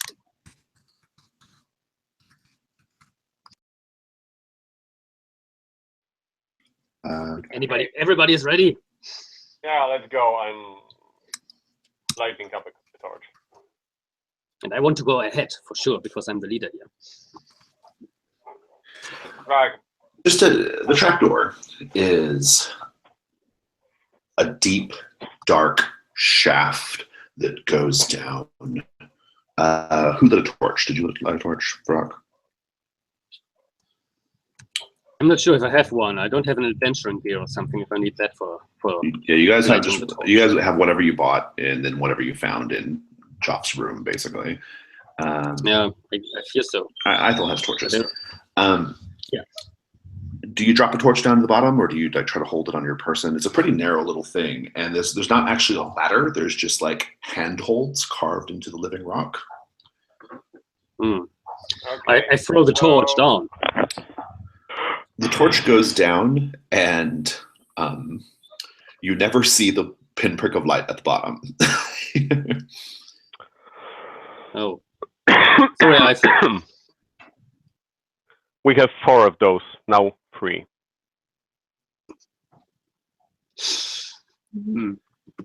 Mirasa, I don't suppose you brought more torches from your long and fruitful life. So I started with a bunch of adventuring gear. I'm not sure if it makes sense for her to have. You can still have it. Yeah, you can still have it. It's fine. I'm not interested in you not having it, so I think it's fine. I think it would make sense to assume that it was bundled in the corner somewhere, because it's like, yeah, you would have set it down in the house, right? Yeah, that makes sense. Yeah, it's like a bag, and I just picked it up right after I arrived back in time. So. Jason, I'm taking the climbing gear that was left over from that mercenary, and I'm putting on the climbing harness. So I intend to not fall down and die. Perhaps I can be of assistance. Perhaps I can perform a ritual in which would allow us to float safely to the ground, using the interesting idea. The supreme protection of Scarpenive, the goddess of the sun and the bees. Did you take that pulver? I think you weren't supposed to. The powder. I think it's a good idea if you're willing to spend the hour to do the ritual. Would you all be willing to wait a little bit while I prepare this ritual? And, why not? Okay, well, we'll have a seat. There are 3 chairs in this room. You might as well enjoy the show. And Harpsichord is playing again, by the way. It only doesn't play when you go in the room. I think it's time to destroy that thing. Yeah, if you could, that would be quite nice. Thank you very much. Maybe you could drop it into the shaft. If you take a minute to look at that painting, you'll notice that the painting is now updated to look so that the images of Mirasa and Tig match how they look now. Is it still destroyed? Well, he just slashed it, right? Yeah, but Raise. does it have the slash? Yeah, the slash is still there. Yeah. Well, Through my anyway, face. it's magical painting, so I'm going to cut it out from the frame and roll it. You're going to take the painting? And, Yeah. And I need to practice with the pickaxe. Hey, come on, it's magical. I'm sure it's going to be sellable. Indeed. So, I'm going to ask you the details of your ritual in a minute here, Tig. But for now, we have an hour. And a lot can happen in an hour. Oh gosh. The first thing that happens in this hour is Marasa, you're looking at that trophy head again, the deer trophy head with the little eye. And you're realizing now that the eye of that deer has it's that same like amber liquid in the marble that the little birds in the clock were, right? And one of the eyes is missing. It's been missing since before you came in. What do you do? We can't hear you. I asked Brock to give me a boost, and I'm just going to retrieve that the stag head off of the wall. You can. And yes, stag. That's the word I was looking for. And so, am I able to easily remove this little ball from? Mm-hmm. Yep. And it's about like eyeball size. Yeah, roughly. The little liquid inside really seems to want to get out. It's moving and it seems to be pressing up against the walls of little marble. Okay. And our magic knowledgeable person is preoccupied. So I turn to Rock and I'm like, I'm handing him it and I say, isn't this eyeball strange? It is. And I know that my gods don't have power here, but I still try to at least like do my best and all the rituals I have like to turn this away, this unsacred thing. So do you have channeling all the power I have as a priest. Do you have the turning ability? Yes, I have turn undead. That works here. This is undead stuff. Whoa. I was hoping that it isn't. I don't need a roll here, but as you do it, you can tell that like you calling on the power of your god causes that little amber liquid to kind of like get like agitated and even move away as best it can from the little like on the opposite side of the marble as you're holding it. And I don't let it escape. No, it's just in the marble. It's not going anywhere. But very good. I'm observing this from the like safe distance, but I'm also trying to recall if I read about anything like that. Does that? I don't think so. Just because it would have pinged already when you were looking at the body outside the snow. It's the same. Yeah, right. That amber liquid. Okay, good point. Right. Tell us about the ritual. Tig, what does it look like? What are you doing? While they're messing with stag heads. Well, much of it is kind of like annoying and bizarre because what I'm doing is I'm kind of buzzing around like a bee, and I go up. Like what I do is I go up behind people and kind of buzz in their ear, buzz, buzz, buzz, and then they might swat at me, and I'll like buzz away and buzz in someone else's ear. It's really annoying. And I'm just like buzz, buzz, buzz, buzz, buzz, buzz. It's a really comic scene. Like when you kind of like look at it, you zoom out and look at what's happening right now for an entire hour. With Corin's body bleeding out in the main room. And like, all this other random weird and like stuff. Sometimes I'll like poke them while buzzing. Just like I love like to it. think that while she's doing this ritual, I'm just telling Brock, I'm like, she's just crazy. Let's just build our strength for a little bit while she calms down. And then Old age. But like, is not- but is like not the thing helping is, already. but the thing is, like as the hour progresses, like you notice that like I start to kind of glow, and it's like kind of weird, and you're like, what? So that's I the think other. that before you start glowing, I will reply to Marissa comments with something like, yeah, these primitive people, they believe that if they like mimic the behavior of animals, they get their powers. So it's or if they build like something, it will just work. Well, my respect towards Tick has much increased since she got older. So I'm a bit confused that Eiffel is so mad about her and talking so badly about her. Eiffel, what's going on inside of you that you're talking like that? Do you have like some bad experience in your past or so with shamans or something?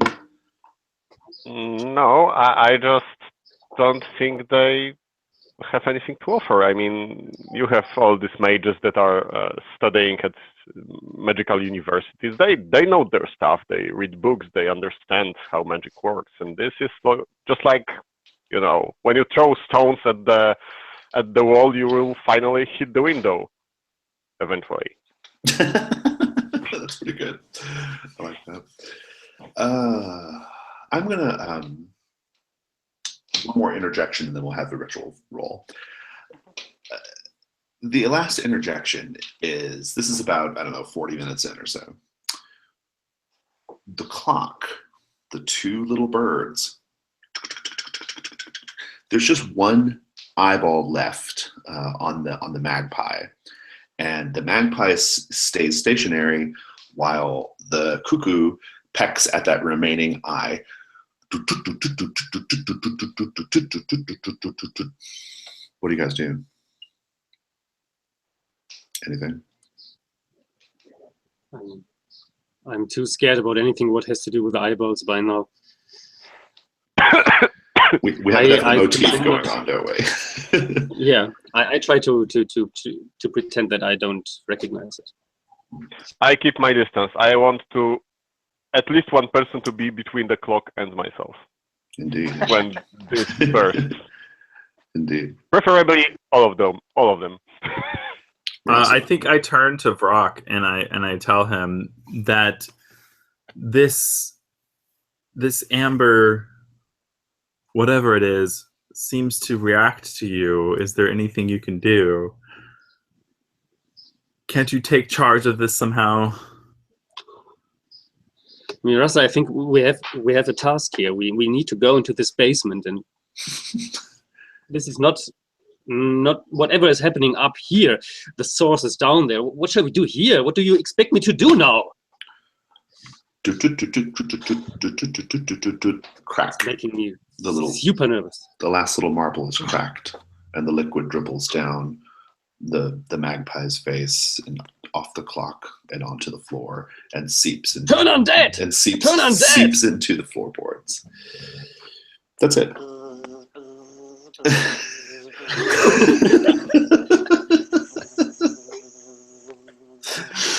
Let's have that roll. I need to pull up the rules too for this. That's an 11. An 11, nice. Let's see here. Get my thing pulled up. All right. Okay, yeah, it's just going to work as you wish it to. You guys can descend whenever you're ready. What does it look like when you descend?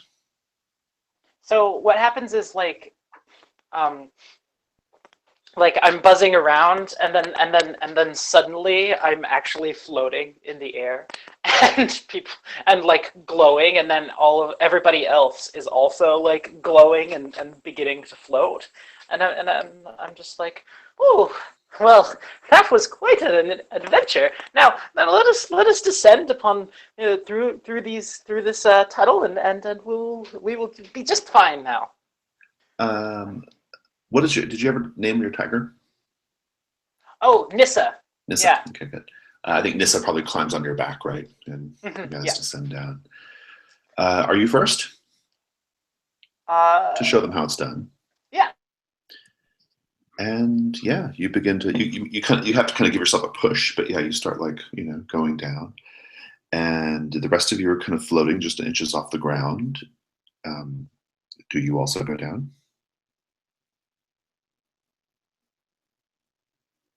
Yep. Who's Down by next? one. This is weird, but I think I'll go next. Who goes third? And that means Rock, you're at the end. Rock, as you're pushing yourself down the cabin, leaving your field of view down into the darkness. Did you guys light a lantern or anything, or are you just going down there in the dark? Torch. I'm lighting another torch. Okay. You can light it when you get to the bottom, too. You're pushing down into the inky blackness. You feel, Rock, cold, invisible fingers stroking your cheek, and a whisper into your ear that says, all of it must burn. Nothing left. Do you agree? This is not something I worship, which is whispering to me. That's true. And still they are right. And still it's what has to happen here. So yes, I do agree. Whatever And fortunately, the way up I am, the torch is too far away, so then nobody can see no one can see it. the grinning in my face, because everything will burn. This thing is this thing wants to inhabit your body. Do you let it? I want to resist by praying a prayer of protection against evil, but unfortunately my mouth is still muted whenever I try to do something sacred. So I would resist, but I cannot. And It flows in. I let it in. you are now possessed, not possessed, but you have a hop on, basically, in your consciousness. I will give you a title and a name. Yeah, it's not a possession as long as we agree on what to do. You now have riding in your consciousness a spirit being that goes by the title and name Magen Eisenthrast. I'm taking 3 hold on you, and I will occasionally spend that hold to encourage a particular action that Magen Eisenthrast would like you to do. And if you do it, I'll give you 10% of whatever XP you need to get to the next level. Yes, so it's not a possession as long as we agree on what to do. That's my technical definition. Fair enough. Whatever makes you sleep better at night, Brock. I think that's the key there. You all push down, floating down into the darkness, this dark tunnel. It's quite narrow. You're like kind of one on top of each other, right? With some space. And Tig, you eventually reach the bottom. It was down probably like a good 50 or 60 feet, but there's something about the darkness that suffocates the torchlight, right? And when you get down, you actually do eventually begin to see the torch that was dropped down there, but it's only just now visible.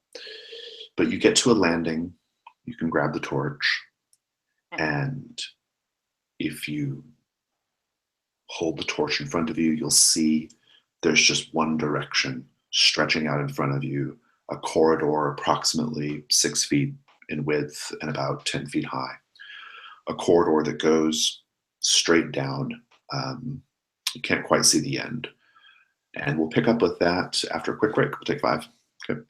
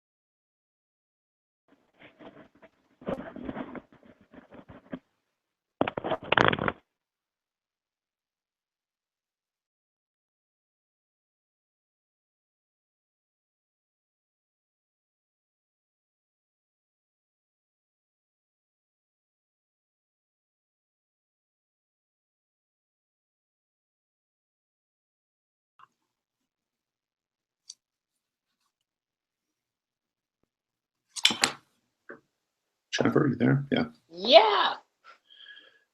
I have a couple of quick housekeeping things to take care of, and I want to read just the module momentarily before we get going.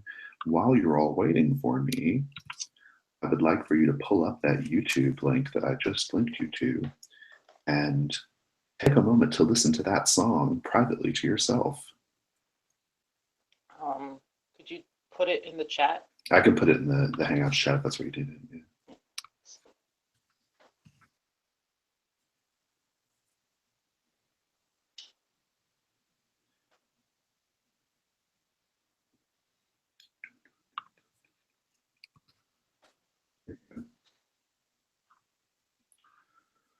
Listen to that for a moment.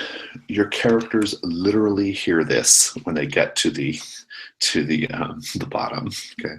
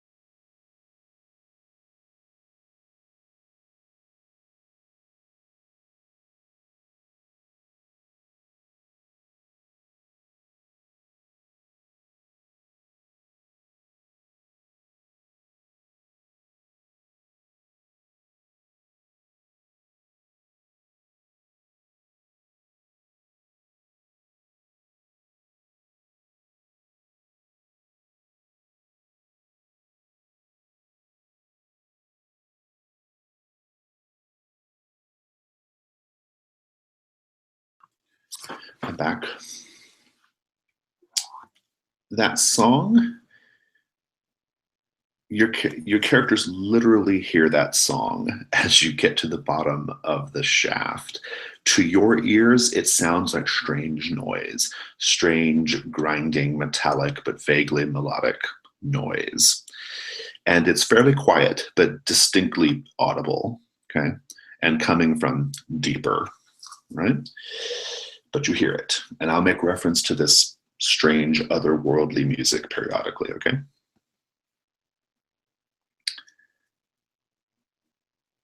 You're all at the bottom. There is this corridor. The torchlight glistens off the walls, like the walls are kind of like ice or glass or something, right?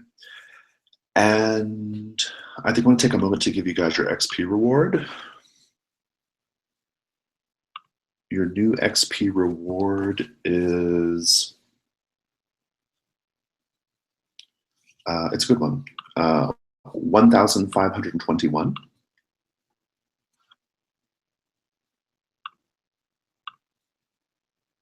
Yeah, 1,521, which will put you well past first level, or I think it might even bump you up to third, I'm not sure. So you need 3,000 to get to 3, so, but you're well on your way, I think, after this. You don't get to advance yet, though. You're still at level 1 until you sleep for a few hours. So, but you have the XP necessary to advance to whenever you get a chance. And so note your XP. That's all great. Frock and Tig. Let's see. I can do the math if you guys need it. Okay, cool. And Frock, or sorry, Aethel, you took the, did you note in your gear the things that you took? Yeah, the lotus powder. Make a note that there's 10 uses there. And also make a note that you took the painting, okay? I assume it sounded like you cut it out of the frame. You took the painting itself, right? Okay, good. You hear that strange otherworldly sound. You have a couple of torches lit, and there's a hall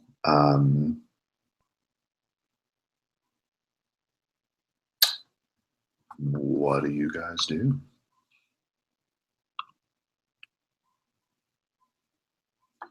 I see a note from you, Jennifer. I don't know what it means, though.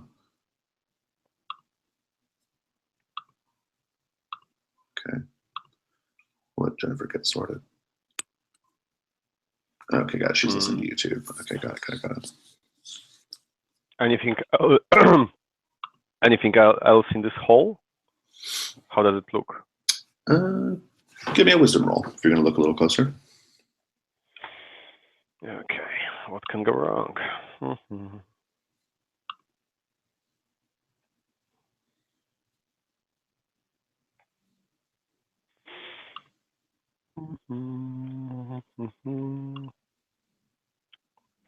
So, nope.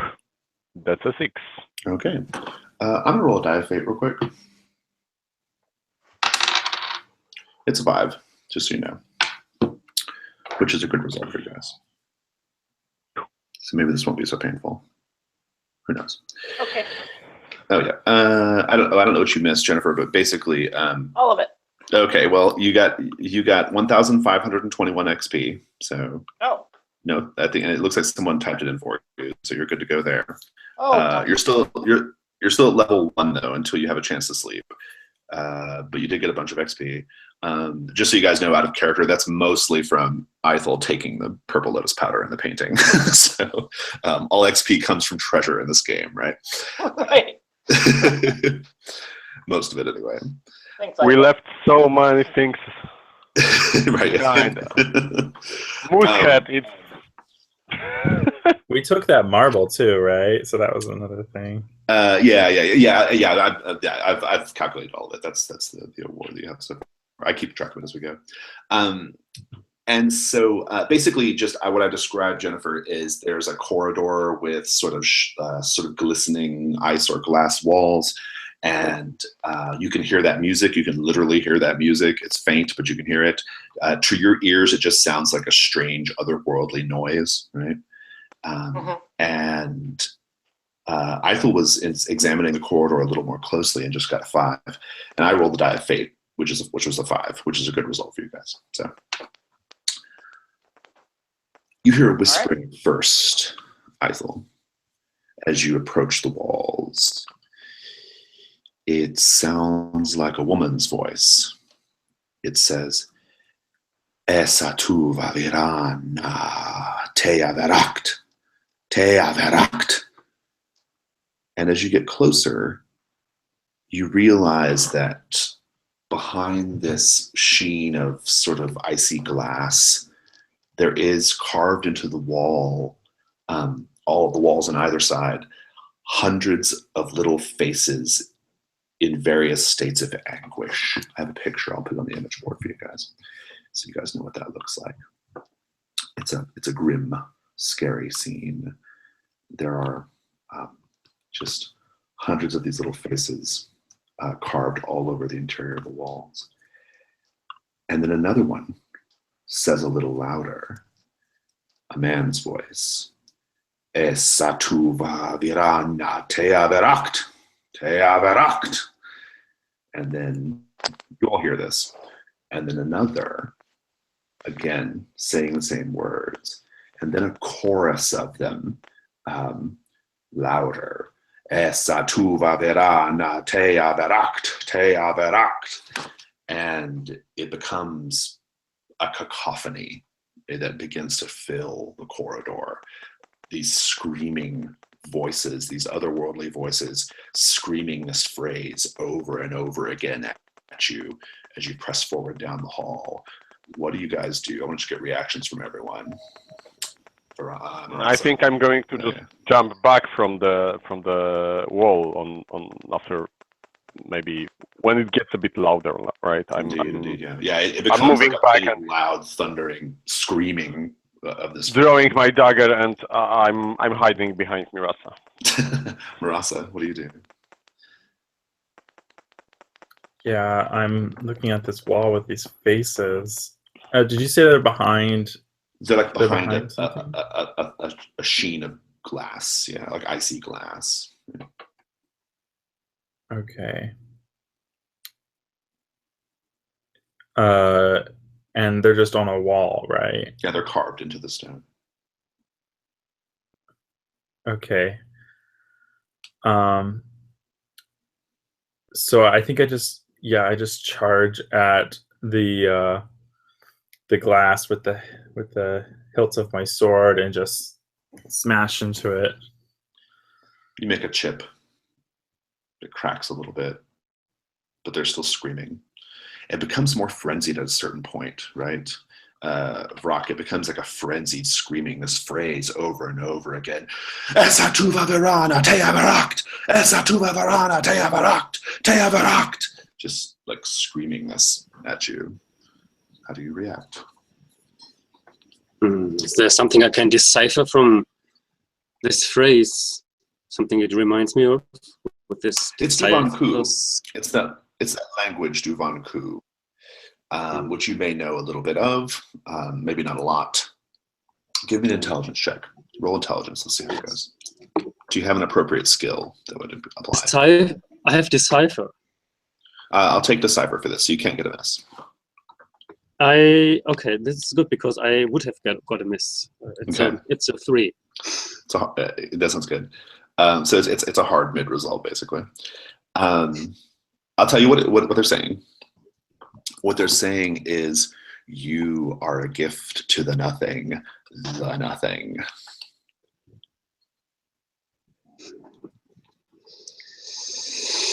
And I think it chills you to your core a little bit, right? You are feeling a little unnerved, and I think you're going to have to engage in some prayer or something before you can keep going. Oh yes, I do. There's a prayer of fertility of the fields, which I prayed when I was young together with my mother, and this is exactly the prayer I need to pray now. It's about a little flower which comes out of nothing after a strong and long winter of darkness. And I hope to bring that flower to this place with my prayer. It appears Vrock will be in prayer for a bit. Tig, what are you up to? And you're muted, Tig, just FYI. I muted you, Jennifer, because there's like a little clicking on your audio. Oh, sorry. Yeah.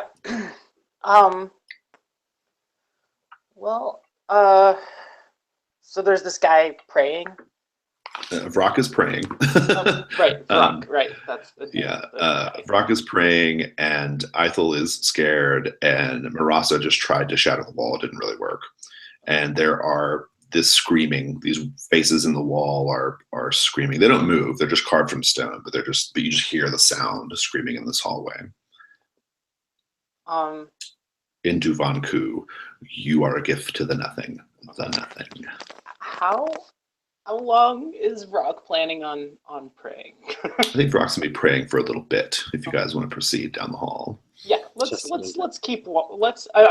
sort of, I'm gonna be like, oh, all right, let's continue. This is a Vrock can pray and walk. Let's walk and talk. Vrock, you can join them in a minute. I think you were stuck in prayer for a bit. Yes. The rest of you, are you proceeding down the hall? Yeah, if I can't break through this glass, then yeah. Yeah, no, you'd be at it for a while. You get to the end of the hall. It's not very far. In fact, you can turn around and still hear Vrock mumbling his prayers. You get to the hall, and as you approach, your torchlight illuminates a door, but it looks almost like it's a little over the top. It's a little heavy metal, right? It's a big gargoyle faced door, right? Like the door is like carved of iron and made to look like a big scary gargoyle, right? Like horns and hooked nose and flaming eyes, and massive teeth. It is otherwise just a door that a double door that opens up, right? What do you guys do?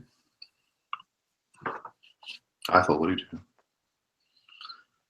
I'm going to examine for traps or something like that. Give me a wisdom check. Unless you have a special thief skill that would be applied. Yeah, I think I have something. I have a Tinker. It's okay. There is disarm a trap, so I don't know Yeah. yet. Since you have that skill, I'll just tell you straight away. There's no trap on the door. It's perfectly safe. Okay, then it looks safe. We can go forward, and It's I not move even up locked. behind. Yeah.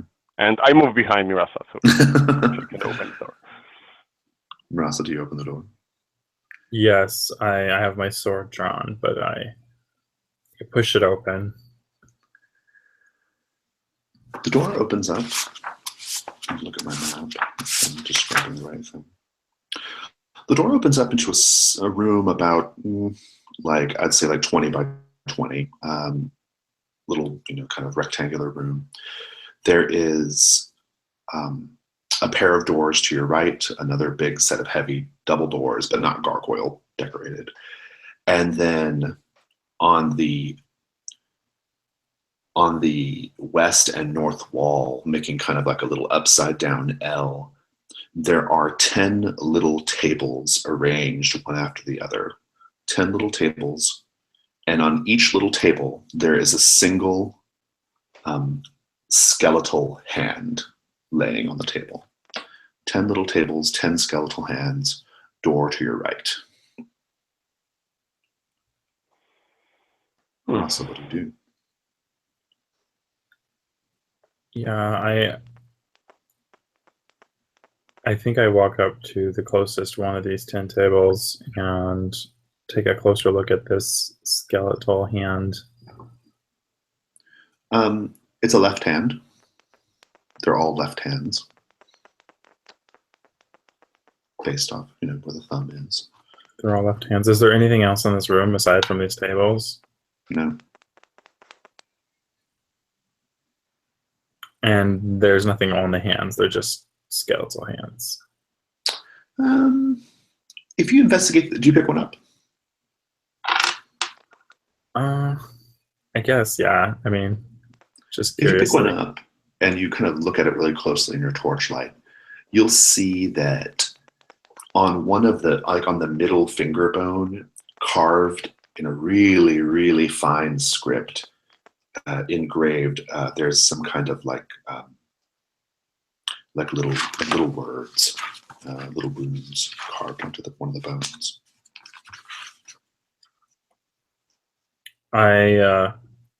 I call Tig over.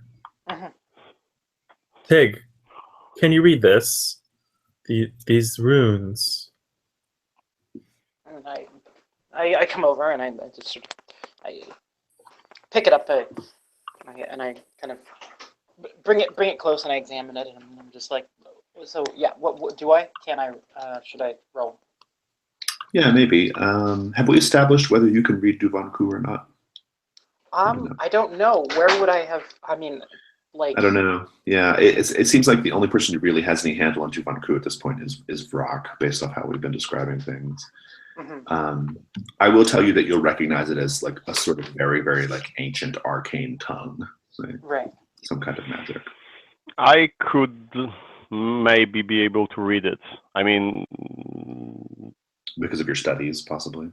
Yeah, I have a lore, so I would assume that I may not understand it spoken or speak it, but when I see the writing, I could be able to try and read it. Roll plus intelligence. Okay, so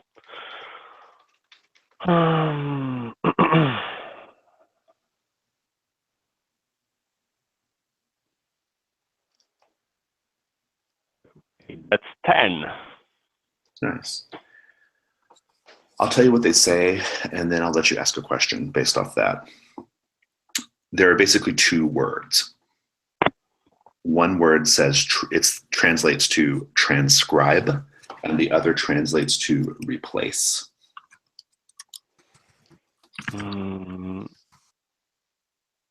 Okay, so is this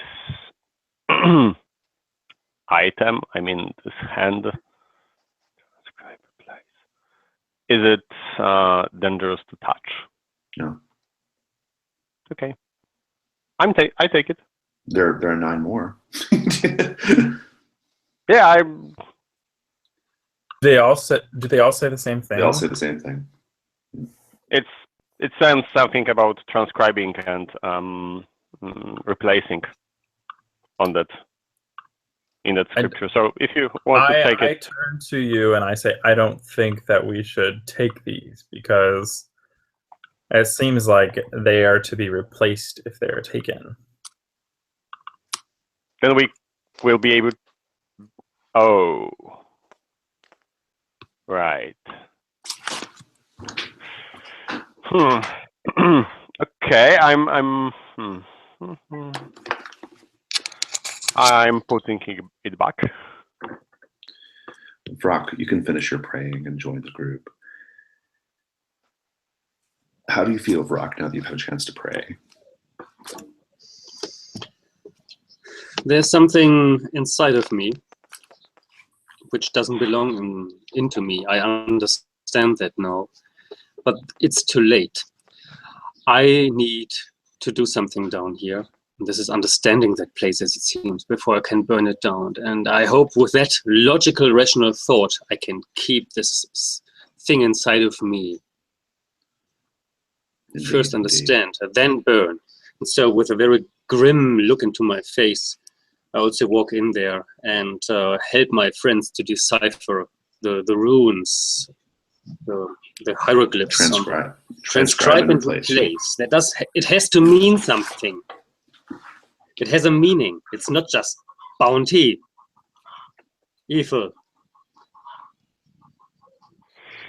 Maybe. Think on it. Yes. But you guys leave them now, I assume. It sounds like you're not taking them. Yeah. Okay. We move forward. Indeed. You get to so you got these doors on the right-hand side. The doors they're just simple iron doors. They're not carved with any images or anything like that. It's just a pair of double doors. What do you guys do?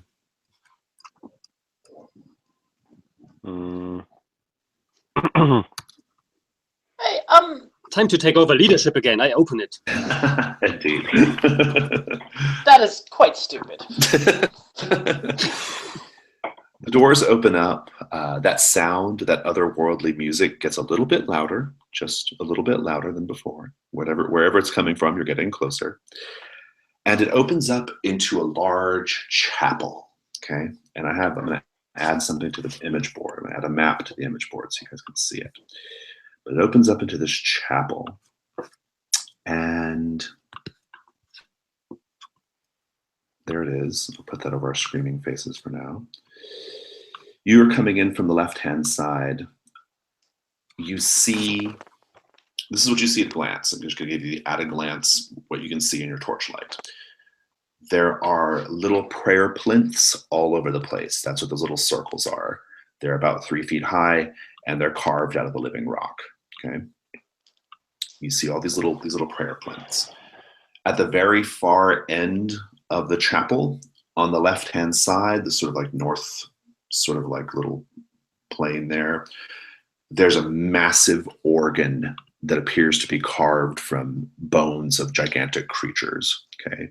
Massive bone organ.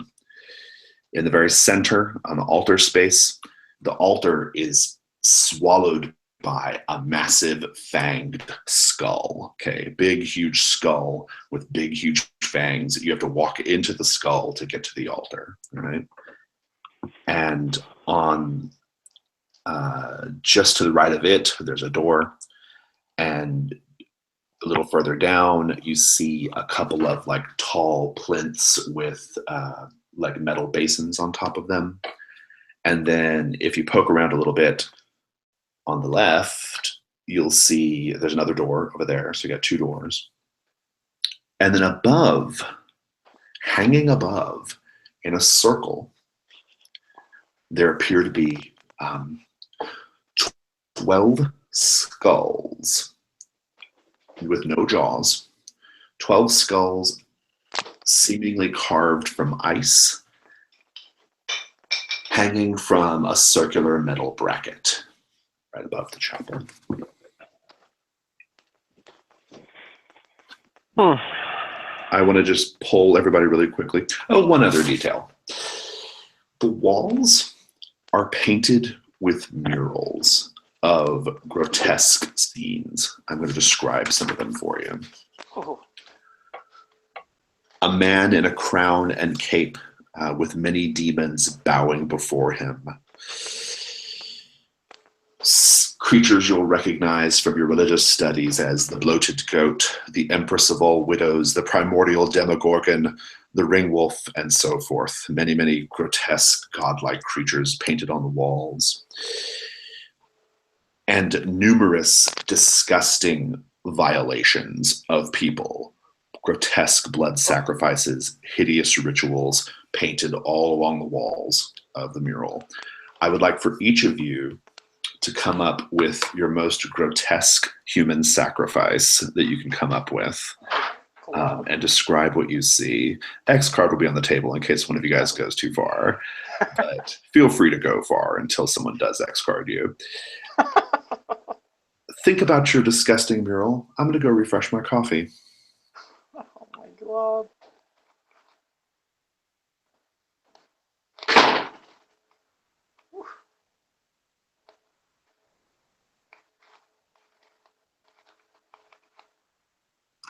I drink my coffee now because I might not be able to drink after you describe your stuff.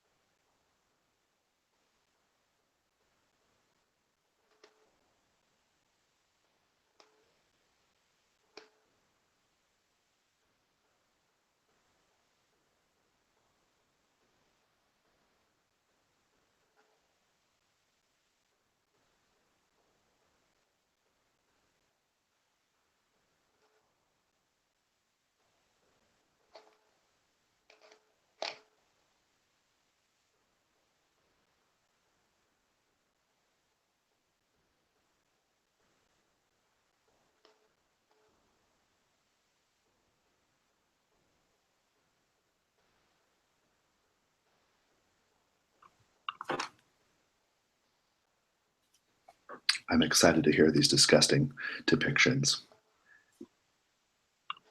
Why else play OSR modules if we're not going to gross each other out? What's the point?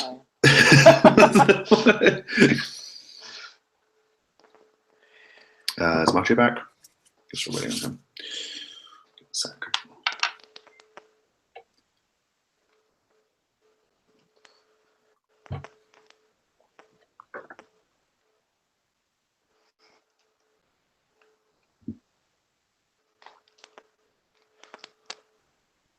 I see your note, Philip. I should have taken that heart. Yes, you should have. It was worth 300 XP. Take everything.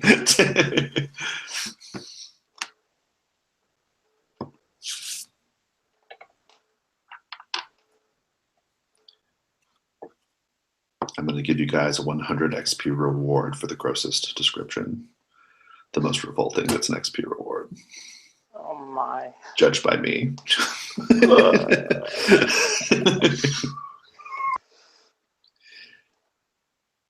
Okay. 100 experience points for the most revolting description. Who wants to go first?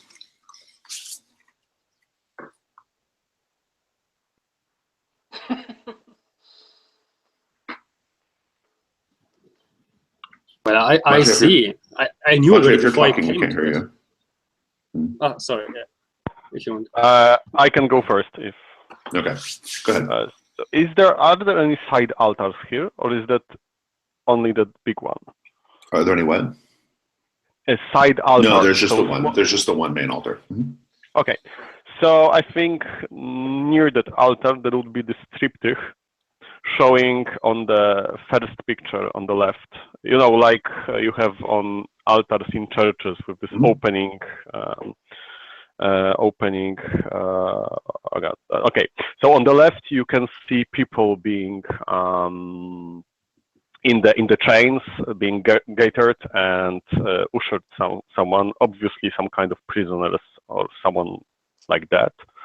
On the second picture, there are people in ritual robes flailing them, so they are skinning them alive. They are all bound. They cannot move, but you can see they're screaming. Their faces are grimacing. And on the third picture, there is some kind of feast, ritual feast.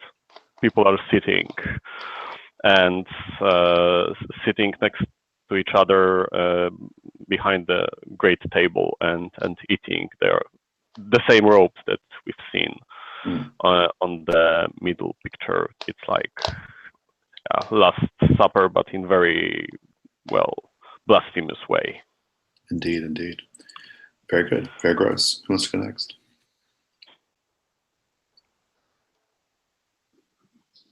I'm happy to go next. Please do. No, I'm not happy to go next. Well, I was expecting something like this before I came into this because I felt the presence of Mishkara.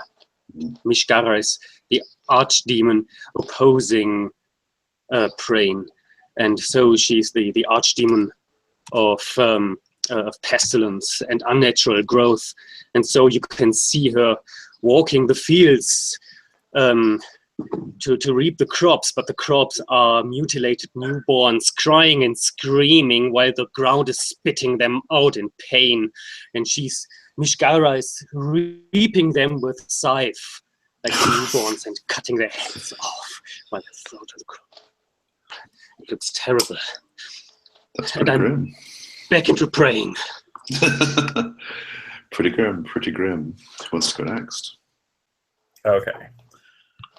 So, on one of the walls, there is a large mural, and the first thing you probably notice in the foreground of the mural, along the bottom, are these demonic-looking figures who are all kind of laid back, and they have their hands on their large phalluses, masturbating, like one hand, and the other hand's on most of these demons. They're scratching themselves and drawing blood out of themselves, and their heads are back in ecstasy with their eyes turned towards the scene.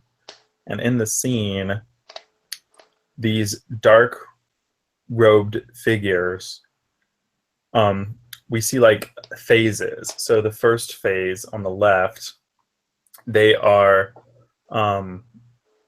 pushing a thrashing person. Like there's this water, it looks like water flying. They're pushing this person down into this glass tub of water, and then the next part of the scene is they are tying this person onto a sort of slab, like an iron slab that's just vertical.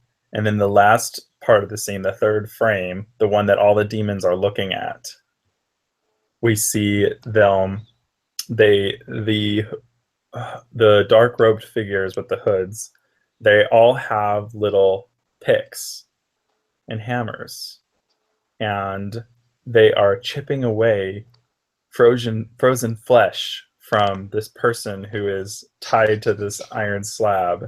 They're chipping away flesh, and you see one of them has freed a frozen organ from the person's gut. It's like his frozen liver or something. And then you look at the face of the person, and you see half of a fully intact face screaming, and his eye is wide, and you can tell from the texture of that side of the face that this person is fully aware of what is happening to him. And then the other side of the face has been chipped away to the skull. That's exceptionally grim. Thank you. The Duvan crew would be proud. Tig? Oh my glob. Well, let's see. I suppose I don't think I could top that.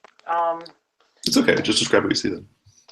I was thinking just like someone who has kind of over the course of months been force-fed into like extreme corpulence and then is strung upside down and being like with his flesh being flayed, like peeled like a banana. Lovely. That's all I could like, and then and sort of like someone is kind of tearing into the stomach to see what's inside. I don't know. Like a pinata, a grotesque. Yeah, sort of like that. Yeah, like so the skin has been flayed off, and yeah, they're beating this skinless, corpulent man hanging from his feet until he bursts. All right. Well, that was exceptionally grotesque. Thank you, everybody, for getting into the Duvan Coup spirit. I think it's going to be hard to pick a winner. You can each take 100 XP. So, the one thing that's going to probably stick out to you all is this place seems, it's almost over the top, right? The big fucking giant skull altar, the big bone organ, the grotesque pictures painted everywhere, like, and it's all like, it's excessive, right? Like, it's totally excessive. I will even go so far as to say you're meant to look upon this and think, who are these dreadful people who live here and who worship here, right?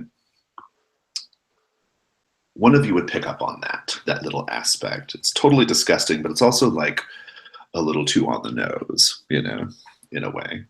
Mm-hmm. Especially to our modern eyes. We would look at it, we would probably see kitsch, right? We would see like, you know, we would see a heavy metal album cover, right? Right.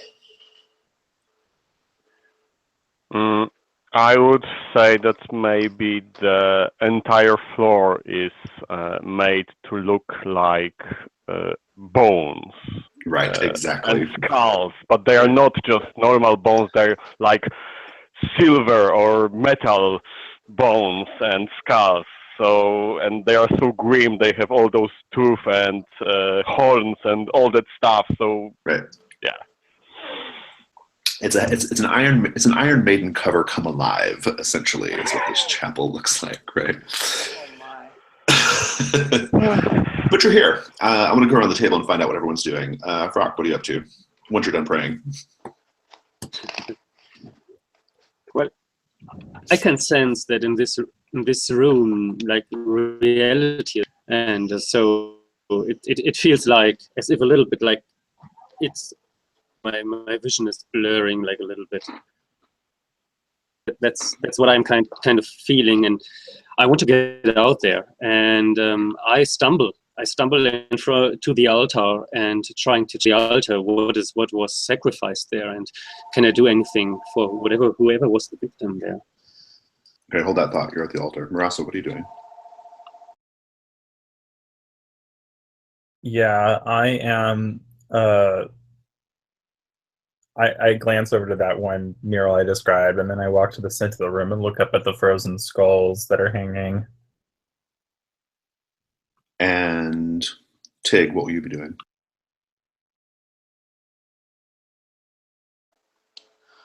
I guess I'm going to kind of. You said there were plinths of some sort. Yeah, dozens of little prayer plinths, like little prayer, Yeah, I'm gonna. stands or whatever. Is there anything on them? I'm gonna kind of examine them. Sure. Yeah, that works. See what's going on. And Ethel, what about you? So I think if there are any in any of the skulls or decorations or whatever, are there any jewels? I'm already there trying to wrangle them out with my dagger. Indeed, I'm going to put you over where the little basins are, since everybody else is kind of spread around. So, or the basins or the organ, whichever you want. I guess you would probably go check. Organ are fine. It looks like it sounds like there can be more stuff there. So yeah. Vrock, you go up to the altar. We see you ascend the steps into this giant skull, right? And you go into the steps, and on the altar you see there are laid two things. There is a jewel-encrusted dagger, okay, a little dagger with like gems all over the hilt and stuff. And then there is a ruby necklace. They both look extremely valuable. What do you do? No blood, no nothing like that. No sacrifice. They can both be of value. Therefore, I take them to present them to my companions. Indeed. I weigh the dagger in my hand and see like if it was a weapon or something for a ritual. Yeah. I'm gonna roll a die of fate. You got a 4. As you reach, you grab them. You pick them up. You grab them. You bring them to your companions. That's all good. Give me a Constitution roll. They're magically cursed, and they're going to try to hit you with a magical curse. That's a 10. You're good. You can sense that there was an evil about them, but otherwise, there's an evil about the whole place, right? Shrug. You've got them. You can hold on for now. I'm going to kind of go around the table, finish everybody else's moves, and then we'll kind of investigate things more deeply. I want to make a quick note, though. Okay.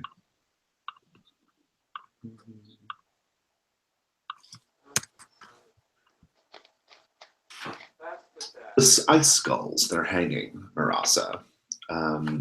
The ceiling of this place is pretty high, probably about like a good 30 feet, really tall. And they're hanging down about maybe, they're about like maybe 20 feet above this like ring of ice skulls. So you can't get super close, right? But you can still kind of like examine them in your torchlight. What kinds of things are you looking for? What are you curious about?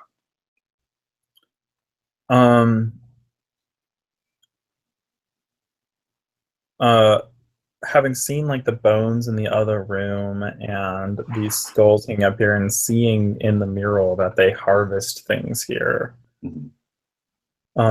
And I saw the runes on the hands in the other room, and I'm wondering if these skulls may also have some kind of marking on them indicating what goes on here.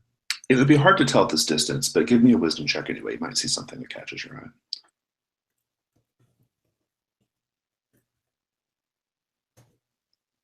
I think that's a 12. Let me check. Yes. I'm going to give you, I'll let you ask any 2 questions you want, and then for your 12 plus, I'm going to give you like a little deeper insight too. Okay, so I want to know what the skulls are doing there, and I want to know what was this large room, this chamber? What was the goal of this place? The purpose of the chamber is just to frighten people, to frighten and look scary, and to scare people off, basically, right? Everything Okay. about everything you've done to this point is to scare people off, all right? The screaming corridor, the big gargoyle face door, all that business, right? This ridiculous chapel.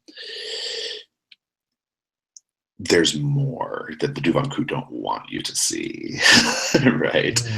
There's a deeper, less part that they don't want people to see. Like, they don't care if you see this. They don't want you to see what's further in.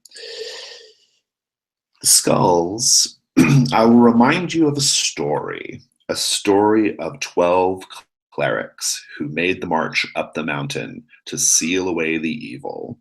There are 12 ice skulls hanging on this metal bracket. You better believe that these skulls are somehow connected to holding something in or back. Here's your deeper insight.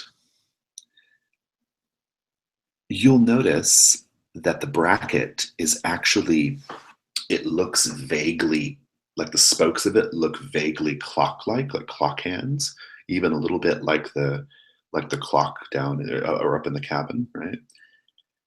Which is a hint that these ice skulls are somehow a timer.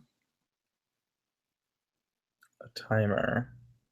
Okay. And is there any indication of what the time currently is on this? No, it's you don't know exactly what time it's measuring, but because presumably they've been like this for a long time, right? Right. I'm gonna cut away. Tig, you were checking out the prayer plans. Just give me a wisdom check, see if you find anything.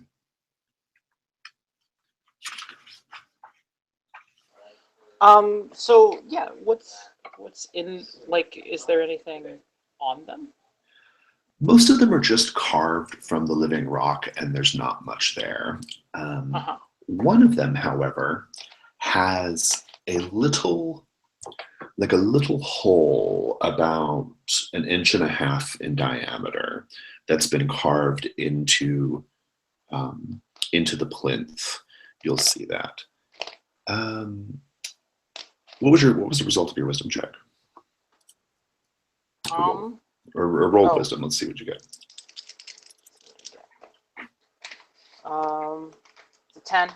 Okay. Inside the hole, you'll also see, without having to put your finger into it, you'll see there's like a little rolled up piece of paper. I'm gonna take it out. Yeah. If you unfurl it, it's a piece of sheet music.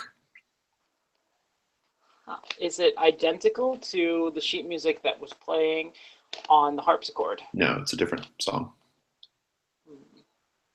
Can I hum it or whistle it? Yeah, if you know music well enough. It makes a sound that it's the melody that you don't recognize, but it's a powerful, strong melody.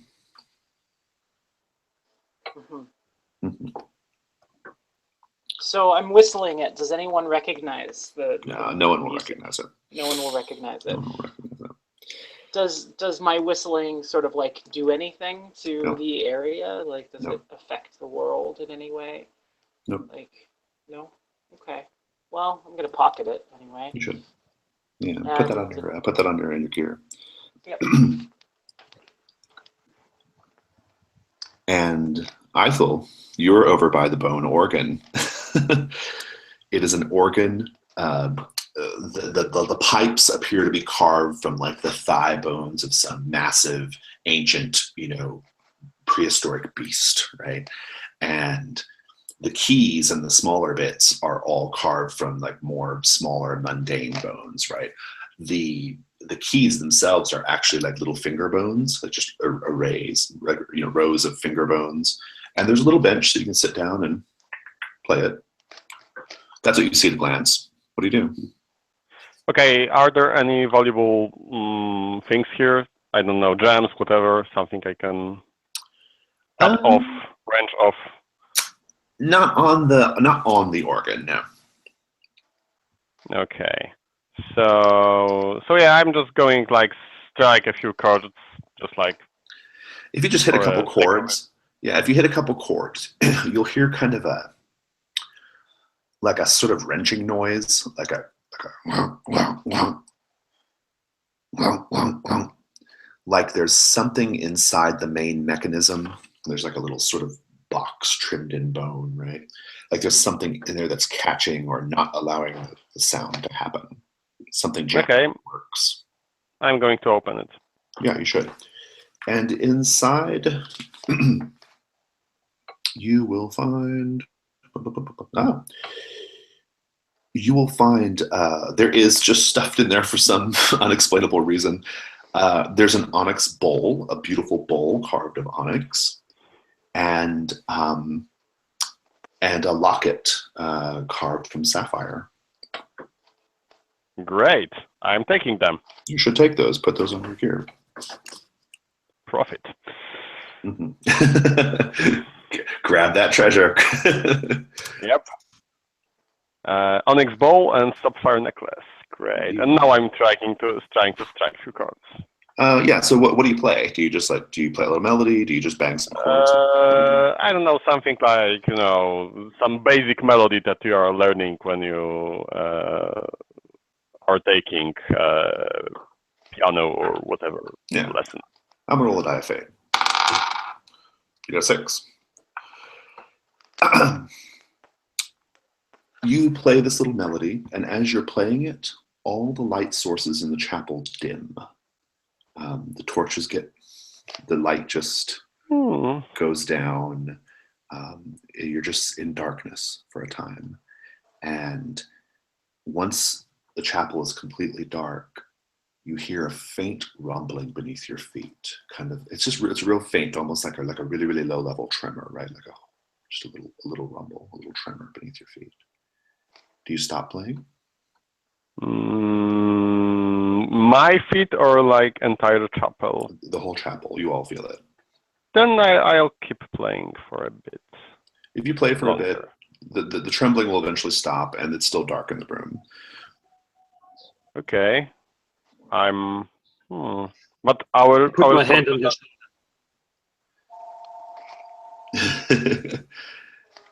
As soon as you stop the playing, the lights gradually, like the torches, regain their light, and it's light again in the chapel. Friends, we have found the source of all evil here. Now it's time to put an end to this place and return to where we have come from. We don't yet have a treasure. The treasure. No, but we must continue. I must reclaim Scarpanive's holy helm and bring it forth back to my tribe. They will be astounded by my agedness, but I must continue my mission. It is imperative to my goddess. I mean, look at this. They were clearly rich. Building this, I mean, bringing these huge animals here for this organ. It need not frighten us. And I know that all this is just kind of a farce. So you do. Yeah, you know I'm that this just is all going to just for look show. look for the door to continue, and I'm just going to go and. There's one on the north and one on the west. The one on the west is near the two little plinths with the bowls. Can I see the sheet music in the hands of the Tig? Unless she put it away. Yeah. Tig, do you have those sheets with you? Can I see them? Or I mean, will Eiffel notice those, or did you throw them away? No, I have it. Can you? My stuff. Sorry, I haven't put it down yet. No, I just wanted. I think that if you come near the organ, the Eiffel will say, "Can I see those?" Yeah, of course. If you know how to play music. I will try to play what's on there. Uh-huh. You won't play that. I try to stop that, but I won't. You play the organ. As you're playing this song, masses of locusts and butterflies and moths begin to crawl out of the pipes, and they begin to fill the room. Okay, I stop. The room is thick with locusts and moths and bizarre-looking butterflies. One lands on your hand, Vrock, and it's a butterfly, the wings of which appear to be like decorated with like a skull, and it's making like a little hissing sound, like. Wow. And it's just a strange cacophony of buzzing and hissing up above you. They land on the ice skulls. They land on the walls. What have you conjured? And we'll cut the section there.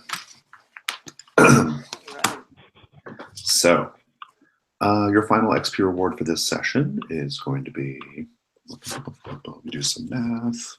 We're not quite done with this room yet, so that will change things slightly.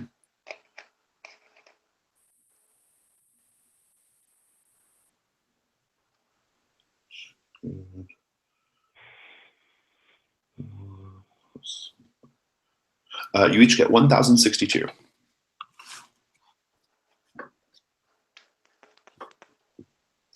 Still can't advance until you sleep.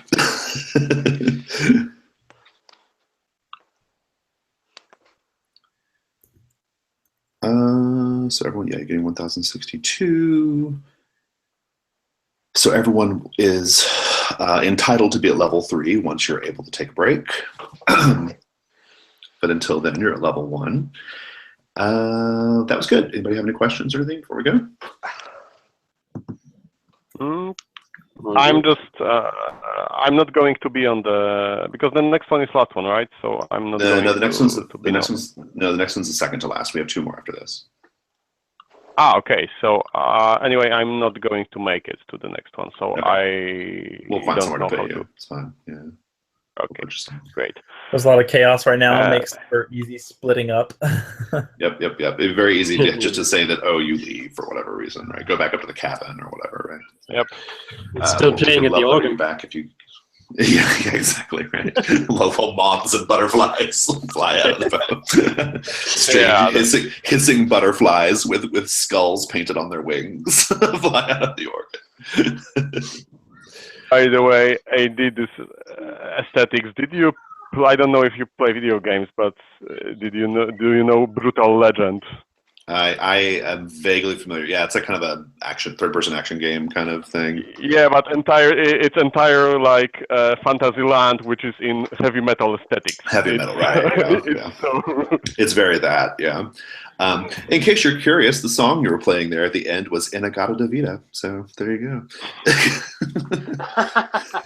Ooh. By Iron Butterfly. All right. So Yes. Very cool. That is straight from the module. So this module is equal parts like kind of silly and gross, right? But we're in the like sort of campy part of it. Like it gets really grim as you go further in, right? So it's a bit like Evil Dead RPG. It's supposed to be, yeah. I think it's meant like the cabin part is supposed to be really Evil Dead, right? Like super Evil Dead in feel. Like I said at the beginning, it's like a horror movie, but in a dungeon, right? It's a horror movie that the setting is a dungeon. So. But you're all doing good. I hope you all survive to get your level advanced. That would be great. Yeah, right. Yes. You could have earned enough XP to get to a 4th or 5th level, but be dead before you could even cash them in. So that would be pretty. It's a metaphysical question. What happens to the XP if they are not spent, but you don't? It's true. It makes you wonder. In the air, or? Oh, that was great fun. I thought you guys did a great job of getting into some of the weird quirkiness, particularly the time shifting. That was, I thought that was a fun little moment. The seeing the characters like right come from the future. Absolutely. And awesome. And just the sort of general weirdness and grossness. I thought the mural descriptions were really disgusting and good, and really like painted the scene in a really nice way. yeah, so that's all I've got. I'm gonna let you guys go. Enjoy the rest of your weekends. Okay.